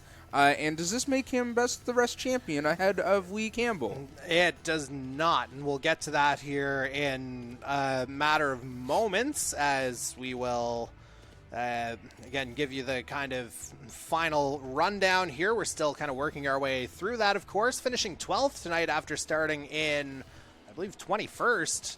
The number 44 519 E-Racing Ford of Andy Hurdle out of Dayton, Ohio. Another driver, just like Reggie Kime, who is one of my most improved drivers of the season in the rookie class. Andy Hurdle came from the Project Cars background, transferred all of his knowledge that he knew from that, and really showed us how well he could perform in a NASCAR. Yeah, absolutely. And speaking of performing in NASCAR, next up, our series founder, Dan Cudmore in the Winston Racing Group Toyota. He finishes in 13th to complete his season. A really, really strong midfield driver is Daniel Cudmore, and he had a few good races there early on in the season. And, you know, he's really just finding his feet in the series, developed the series, actually, not finding his feet. But it just goes to show how much the gap is between the top guys and the midfield. It just is an incredible depth of field. And finishing in 14th tonight, another 519 Racing entry, this one in the form of Jason Butler. The Chevy out of London, Ontario, with sponsorship from Rampage Coffee Company, Chuck's Roadhouse, and Bangarang Hard Seltzer. And Jason just missed out on the playoffs there at the night race at Daytona. Was so close, having his teammate Andy Hurdle pip him out of that playoff spot.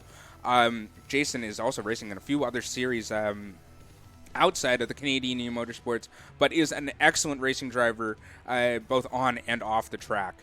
Absolutely, and coming home in 15th, your best of the rest competition winner this year, meaning he officially will slot into 17th in the final driver's standings. The number 14 Team Huzzah Ford Mustang of Lee Campbell out of Ballston Spa, New York, by 5 points. Wow, 5 points. That just goes to show how close it is between the midfield drivers. It's also really close for the top drivers, but these midfield drivers fighting for the best of the rest all come home right behind one another, and it's just an awesome season for Lee Campbell, taking the best of the rest competition. Right you are, and moving on here, in 16th is the number 17 Red Dirt Racing Chevy of Corbin McCauley out of Charlottetown. PEI eliminated at the end of the round of 12, but still 3 race wins to his name this year. Yeah, 3 race wins. Did he win at Richmond? He did. He did win at Richmond in the playoffs. Really, really complicating things for a few drivers looking to get into the Final Four. But Corbin McCauley, 3 wins this season, a whiz on the road courses, just an outstanding driver on track. Next up, we've got a couple of Atlantic Motorsports drivers finishing 17th and 18th. 17th, Trent Nielsen out of Fort Wayne, Indiana, with just a host of sponsors for that number 55 Ford. And right behind him in 18th, the number 47 of Michael Robinson out of Harrington, PEI, sponsorship from Blue Lobster. And a great race here tonight for Michael Robinson. I know it's been tough, a tough season, battling with some consistency issues, but it's great to see him on track pretty much every weekend, not missing a beat on track. And I know he made it into the playoffs last year, but this season will be a learning season and just get back on track next year. And the final car to finish on the lead lap here tonight. Oddly enough, no disconnections here tonight. That was great to see overall. But again, the final car to finish on the lead lap in 19th. The Team Huzzah Ford of Chad Hyder finishing 19th in that car, sponsored by Racing Roots with Ham and the U.S. Navy. Arguably one of our best drivers to not have won a race in both seasons that this series has run in. Chad is a formidable force and is able to just kick it with some of the best drivers in our series. But another learning season, take it back, see what can be done for next year, and just go right back on track. And tonight was a bit of a night to forget here for the True North race in Toyotas. Kevin Daigle finishing in 20th, one lap down. We did see him touch up with Matthew Paytak on track. And in 21st, his teammate, the number 12 of Mike Marini, both drivers from Thunder Bay, Ontario. Yeah, and Mike Marini was also a very, very interesting driver to watch. Had that win at Canadian Tire. Just an amazing road course driver. Thought he was going to win it at Sonoma, but ultimately lost out at that. But just one of our road course kings, I would say. And rounding out the field in 22nd, we have the Winston Racing Group Toyota of Michael Dimitrov out of Stratford PEI. He led the best of the rest competition here for a little bit until Lee Campbell ultimately took over about halfway through. And finishing out our order here, the number 29 of Jonathan Warr. He finishes just 2 laps down out of Saugerties, New York in the 3rd True North entry. And Jonathan Warr, he wasn't our late entry to our series, was he? He would have come in our second test race. He and Jonathan Beaton actually came in together. I'm thinking about Christian Burr, but Jonathan Warr, yeah, another driver this season. A learning season for them, finding our feet in the series, checking out the competition, but excellent season for Jonathan Warr. He had a couple chances of winning a race, didn't he? Well, he certainly had the chance to win at Daytona to begin the year, but otherwise the year hasn't necessarily gone the way he would have wanted. And of course, with everything now in the books, we can officially announce that Cobra Kai Racing, the team of Ryan Gibson, Jonathan Peden, and Reggie Kime, they've officially clinched the team championship here as well. Just, a really strong effort from all 3 drivers, all 3 getting into the playoffs. Yeah, all 3 getting into the playoffs, and we saw Reggie Kime leading this race with his teammate right behind him in the opening stages. All 3 drivers, more importantly, getting points when they need to get points, and just did it when True North wasn't able to, or Midwest wasn't able to. Yeah, and there we saw it about a lap and a half to go. Jonathan Peden was that close to winning the individual championship as well, which would have swept it for Cobra Kai Racing. And again, certainly some incredible racing that we saw from him over the course of the season. But ultimately, with his, I believe, 5th victory of the season, it's Darcy Ford who goes into the books as our 2nd Earl Ross Cup champion. And we are going to take another quick break here, and we're actually going to try and get him on the line here in real time to just get his thoughts on how everything's gone. And we might get him kind of in the heat of the moment here, which is, a little bit different from some of our, again, pulling back the curtain here a little bit of our pre-recorded information or sessions that we've had for our previous winner interviews. And so, again, we are going to take that one last break. We're going to try and get Darcy on the line here, and we cannot wait to hear what he says.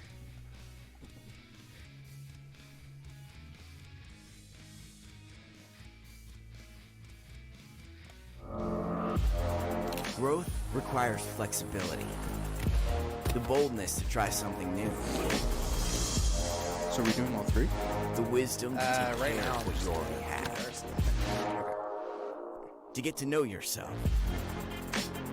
to step out and connect, He's not thrilled. to build something.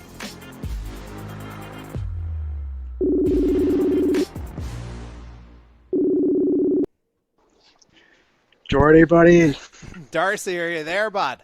I am here. Oh, man, let's just see if we can get your levels in here. We're doing this in real time, by the way, so we're just getting this all sorted out there. I think we've got you. Darcy, you got me.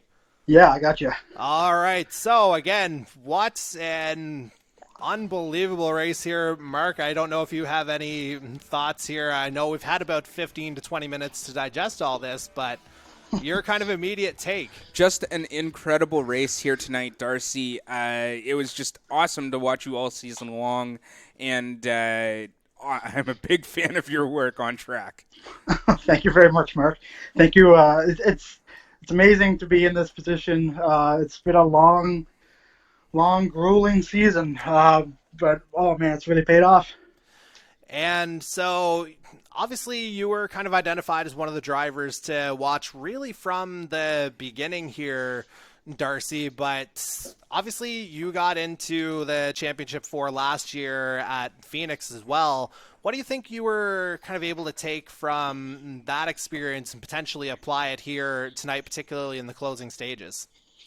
Well, last year, I have nightmares over last year because I just was not competitive. I had no speed. I might as well not have shown up, to be honest. This year, I wanted to go in. I wanted to be competitive. I wanted to be a little bit more aggressive than I typically am. And I just wanted to be up front, at least in the mix at the end. And, that's exactly where I was. Yeah, obviously it's all kind of worked itself out there for you, especially in the last lap and a half. But I know in kind of thinking back to season 1, Vegas was always the race we'd come back to with that margin being as close as it was. And for the second year running, you grabbed the win at Vegas. How can you kind of compare and contrast those two finishes, apart from obviously the fact that this one got you the championship? Yeah, this one's a lot sweeter. Honestly, it's both races came down to the wire. They were both so close. This one had a little bit more different take on it because, the championship 4 were 1, 2, 3, 4 running in that order for so much of the race, and you had to try so hard to get away from everybody else, put some distance between you and the next guy. And the pit stops in that last stage really made that happen. It came down to John and I. And I gotta say, John is an incredible competitor. He has so much talent behind that wheel, and he can magically just discover so much time that you just didn't think was on a racetrack. He can just get that speed, and I have no doubt that he's going to be one of the biggest superstars in this league for seasons to come. And it came down to him and I at the end of the race, and you saw what happened there. I was just able to get underneath him and pull ahead a little bit, and the rest is history. Yeah, so take me through really the entirety of stage 3, because it seems like you two were kind of battling, especially the entirety of that stage, but it seemed like John, in his incredible efforts here, he really has an art for defending on the track as well. So kind of take me through how you were able to ultimately find that move in the dying laps. Yeah, John is a magician when it comes to defending on the track. He can make different lines work that you just didn't think could ever work. And he was making that, like the middle groove, just really come in for him. I couldn't go up there. I couldn't find that speed at all.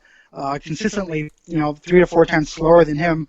But I found that my car was better on the long run, especially just sucking up around the bottom of the track on that white line, get my tires down that white line. And as the run went on, I could turn better up off the corner. And when I practiced for this race, that's where I knew that the race would be won, up off the corner. So that whole stage just seems like a blur at this point. But we were I feel like 20 laps were just nose to tail. It was so intense. My steering wheel is just soaked in sweat. My heart rate was just beating. And I just had to pick the time to pass him. And, he would throw the block on me, which is completely fair. This is for the championship. This is for all the marbles, right? This is for the whole thing. This is what we fight for all season. This is it. So you got to do what you got to do to get to the front. And he would throw a block, and I would make my car wide. And, God, it was just such great racing. I hope it looked as good on the broadcast as it was in the car. And I'm out of breath. It's amazing. We can hear it. We can hear it. Anyway, Mark, you want to jump in? I was going to say, along the lines of those defenses, it seemed like he had a lot better drive on the corner exits. I just want to get your word on that there. Yeah, like he coming off 4, coming off 2, he could hold his speed, and I don't think anyone else in that race could do what he was doing, which is why he was up at the front. He could put that car absolutely anywhere. His car probably had better drivability than mine because I could only work the bottom. He could go on the bottom. He could go in the middle groove. Like he could put that car anywhere. And yeah, like I don't know how he does the things that he does, but eventually, that's going to pay off in dividends for him, and I totally see him winning a championship in the years to come. Speaking of paying off, the one thing that we saw him do in the first two stages, he got the undercut on the pit stops where it looked like you were in first among the championship 4 group in stage number 3. Ultimately, like obviously it came down to the very end, but at that particular point, like when you realized that you were coming in first, did that kind of embolden you a little bit in terms of realizing that, hey, you're right there and you're going to be there at the end? Yeah, that was the moment where I knew I actually had a chance. That was it. Coming out of the pits, and we were, right near each other, looking at the scoreboard. I think Ty was the next car in line in the championship 4, but he was 2 to 3 seconds back. Which it sucks. I wish he was up front with us to battle it out. But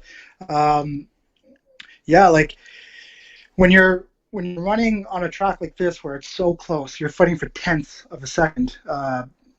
Whoever pits first is going to get that one lap where they can just, go full speed on new, fresh tires. It makes such a big difference. You're talking seconds sometimes in the difference.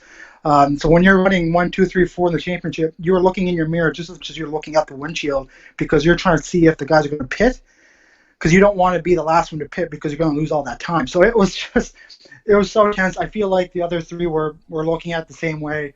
John passed me, I think, the stage before doing that, and I knew I had to pit before him this time in the third stage, and luckily I did that, and we just came out side by side, and it was just amazing. Yeah, it was an amazing race to watch, Darcy. Just an incredible season overall, to be quite honest with you. I don't think it could have gone any better for us up here in the booth. Yeah, that this whole season, there's been so many storylines in this season, so many drivers, so many factors. You got new drivers, you got vets, you got this canvas for the series that just keeps getting brighter and brighter, more colorful. Like it's just amazing, and the work that Mark, Jordy, and Daniel, the work that you guys do in the booth really accentuates this series. It really makes it what it is, and without you guys, none of this would be here. So we, as the drivers, we just get behind the wheel and we do what we think is best, and we try and put on the show. But you guys are the stars of the show. Now, you say that, and we do appreciate that, but we did kind of pull back the curtain a little bit during the race and kind of reference some of the, well, not some of, a lot of the driver assessments that you were instrumental in doing in terms of helping get this field together. So just kind of looking back at how everything went over the last 6 months, just kind of your take on, how everything's progressed, and just your thoughts on kind of the overall quality of the in-race action, shall we say? Yeah, I mean, a lot of work. I think you guys would agree. A lot of work went into the season, and at times it was painful, to be honest. Not to hold anything back, but sometimes it was hard. But the hard work, the blood, sweat, and tears that we put into this paid off. You got, compared to last year, this field is a completely different field. You got every car in the field, fighting each other for a spot. Whereas last season, you'd have, a few cars that would just straggle along and try and finish the race. Everyone out there is in competition with somebody else. And that's amazing. And you have, the top 10, 15 cars any given week can win a race. The parity in this series is so amazing. This might be a bold statement to say, but I honestly feel like we give the Pro Series a run for their money, just because the broadcast, the competition, what we have to offer. This is elite racing. This is just amazing to watch and amazing to be part of. Yeah, I mean, 9 winners in 24 races this year was my count, so that speaks to what you were saying about the parity a little bit earlier. And sorry, Mark, you were going to jump in? I was going to say, I'm surprised we didn't pick up any Pro Series drivers over a series.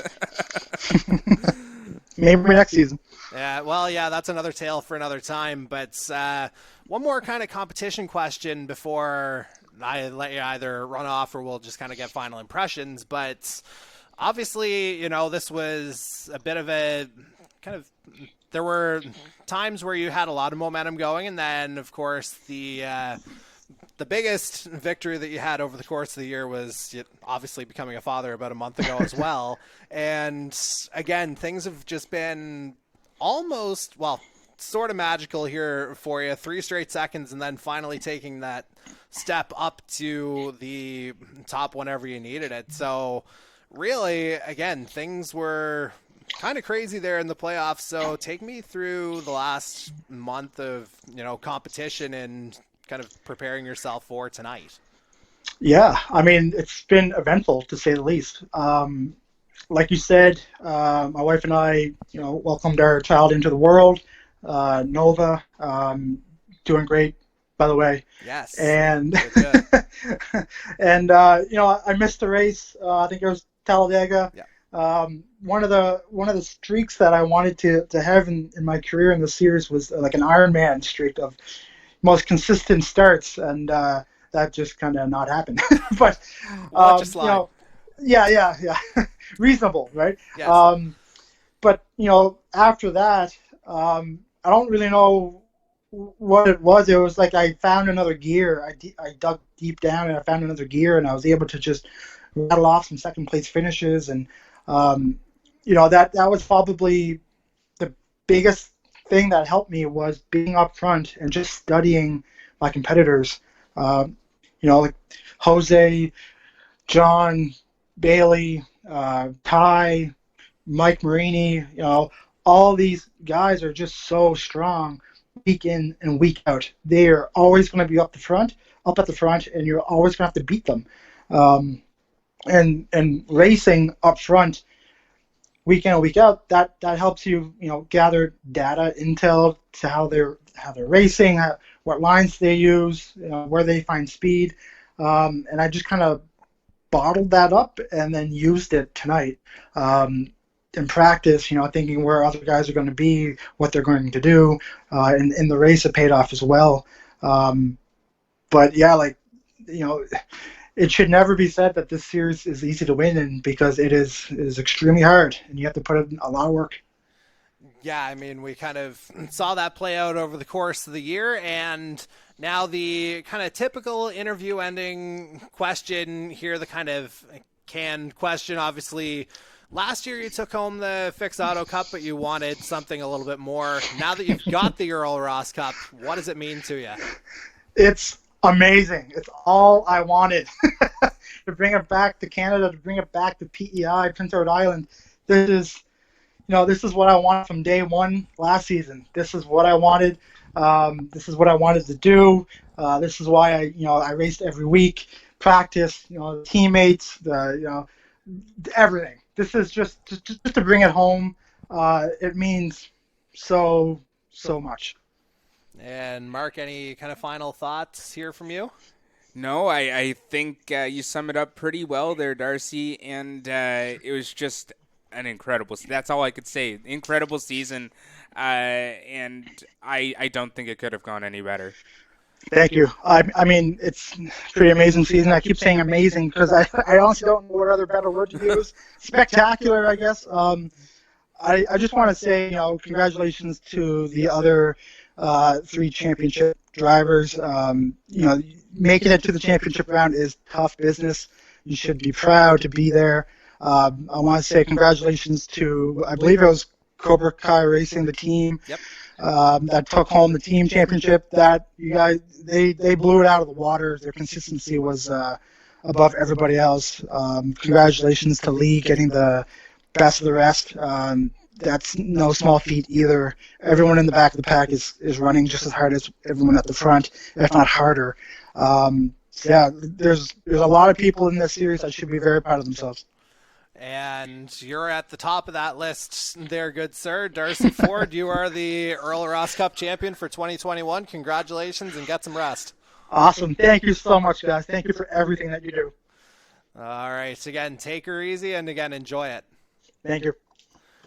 All right, so that was your new Earl Ross Cup champion, not Mark Cox. That's who I'm going to go to now, is Mark Cox. Darcy Ford, of course, is our champion. I kind of got it messed up there. We've been here 2 hours and 15 minutes now on the air.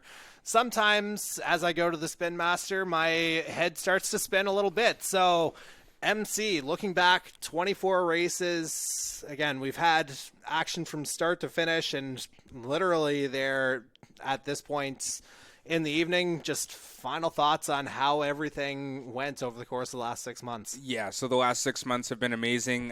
To come from being a driver in this series, racing in the back of the pack, not really knowing what I was doing, driving in NASCAR, to where we are now, me up in the booth, sitting alongside you here tonight. It's just been an incredible 6 months. It's filled a Tuesday night for me, and I think I've had so much fun doing this. I don't think I could have asked for anything better to do. It's just been an amazing, incredible experience. It's taught me a lot about racing. It's given me a lot of knowledge about stock cars and understanding NASCAR. I think it's helped me in my sports car racing as well. It's just been a phenomenal year, or 6 months of meeting new drivers, meeting new people, and just watching people progress overall has just been amazing. Yeah, and it's been, incredible to watch, as you say. Incredible the buy-in that we had for our 32 drivers, I guess, if you count the 2 replacement drivers as well. Just the way everyone was so invested in the series over the course of the year, that's really what makes it. And I know Darcy alluded to it in the post-race interview, but and he'll never say it in person, but the efforts of series founder Dan Cudmore, as we pull the curtain back here a little bit, you guys have no idea the kind of effort this guy's put in, really, from the beginning. Some of the late nights that we've had over the last couple of years, especially season 2, it's been crazy, but it's been a lot of fun here as well. And we couldn't have asked for a better finish, couldn't have asked for a better group of drivers to work with. And so I think before we get to wrapped up in things, I think we are going to go ahead and wrap up the broadcast here. So, again, final thoughts if you've got them, MC. Yeah, no, I actually was just about to say I race in other leagues with a lot more drivers to deal with, and I think the workload is about comparable for our small series versus those larger series. All the messy stuff that they have to deal with, I think, I guess it outweighs our messy situations that we've gotten into. But just a great, wonderful group of drivers, and both on and off the track. It's just been amazing. And above all else, we want to give a special acknowledgement to the people who have been following along with the series since day one here, whether it was season 1 or season 2. Those who have followed it, they've certainly showed their passion over the course of the year and really have kind of driven this whole thing forward in a sense, because on top of, doing this to showcase the drivers, above all else, we want to put on a show here as well. And we hope we've done that here over the course of the year. And so we'll see us somewhere down the road. I guess we don't have an official date or anything kind of going forward just yet, but we'll have to, who knows what could happen again somewhere down the road. You never know what could happen. And, nights like tonight really kind of make all this worth it. So again, before we get too emotional with it, we'll just go ahead and sign off. So for series founder Dan Cudmore, color commentator Mark Cox, our various race control folks over the course of the year, whether it was Mason or Bimal over the course of the year. This is Jordy Carraher signing off. We hope you've enjoyed all of our broadcasts here on the Canadian E-Motorsports Network, particularly in the NASCAR series. And again, we may see you sometime down the road.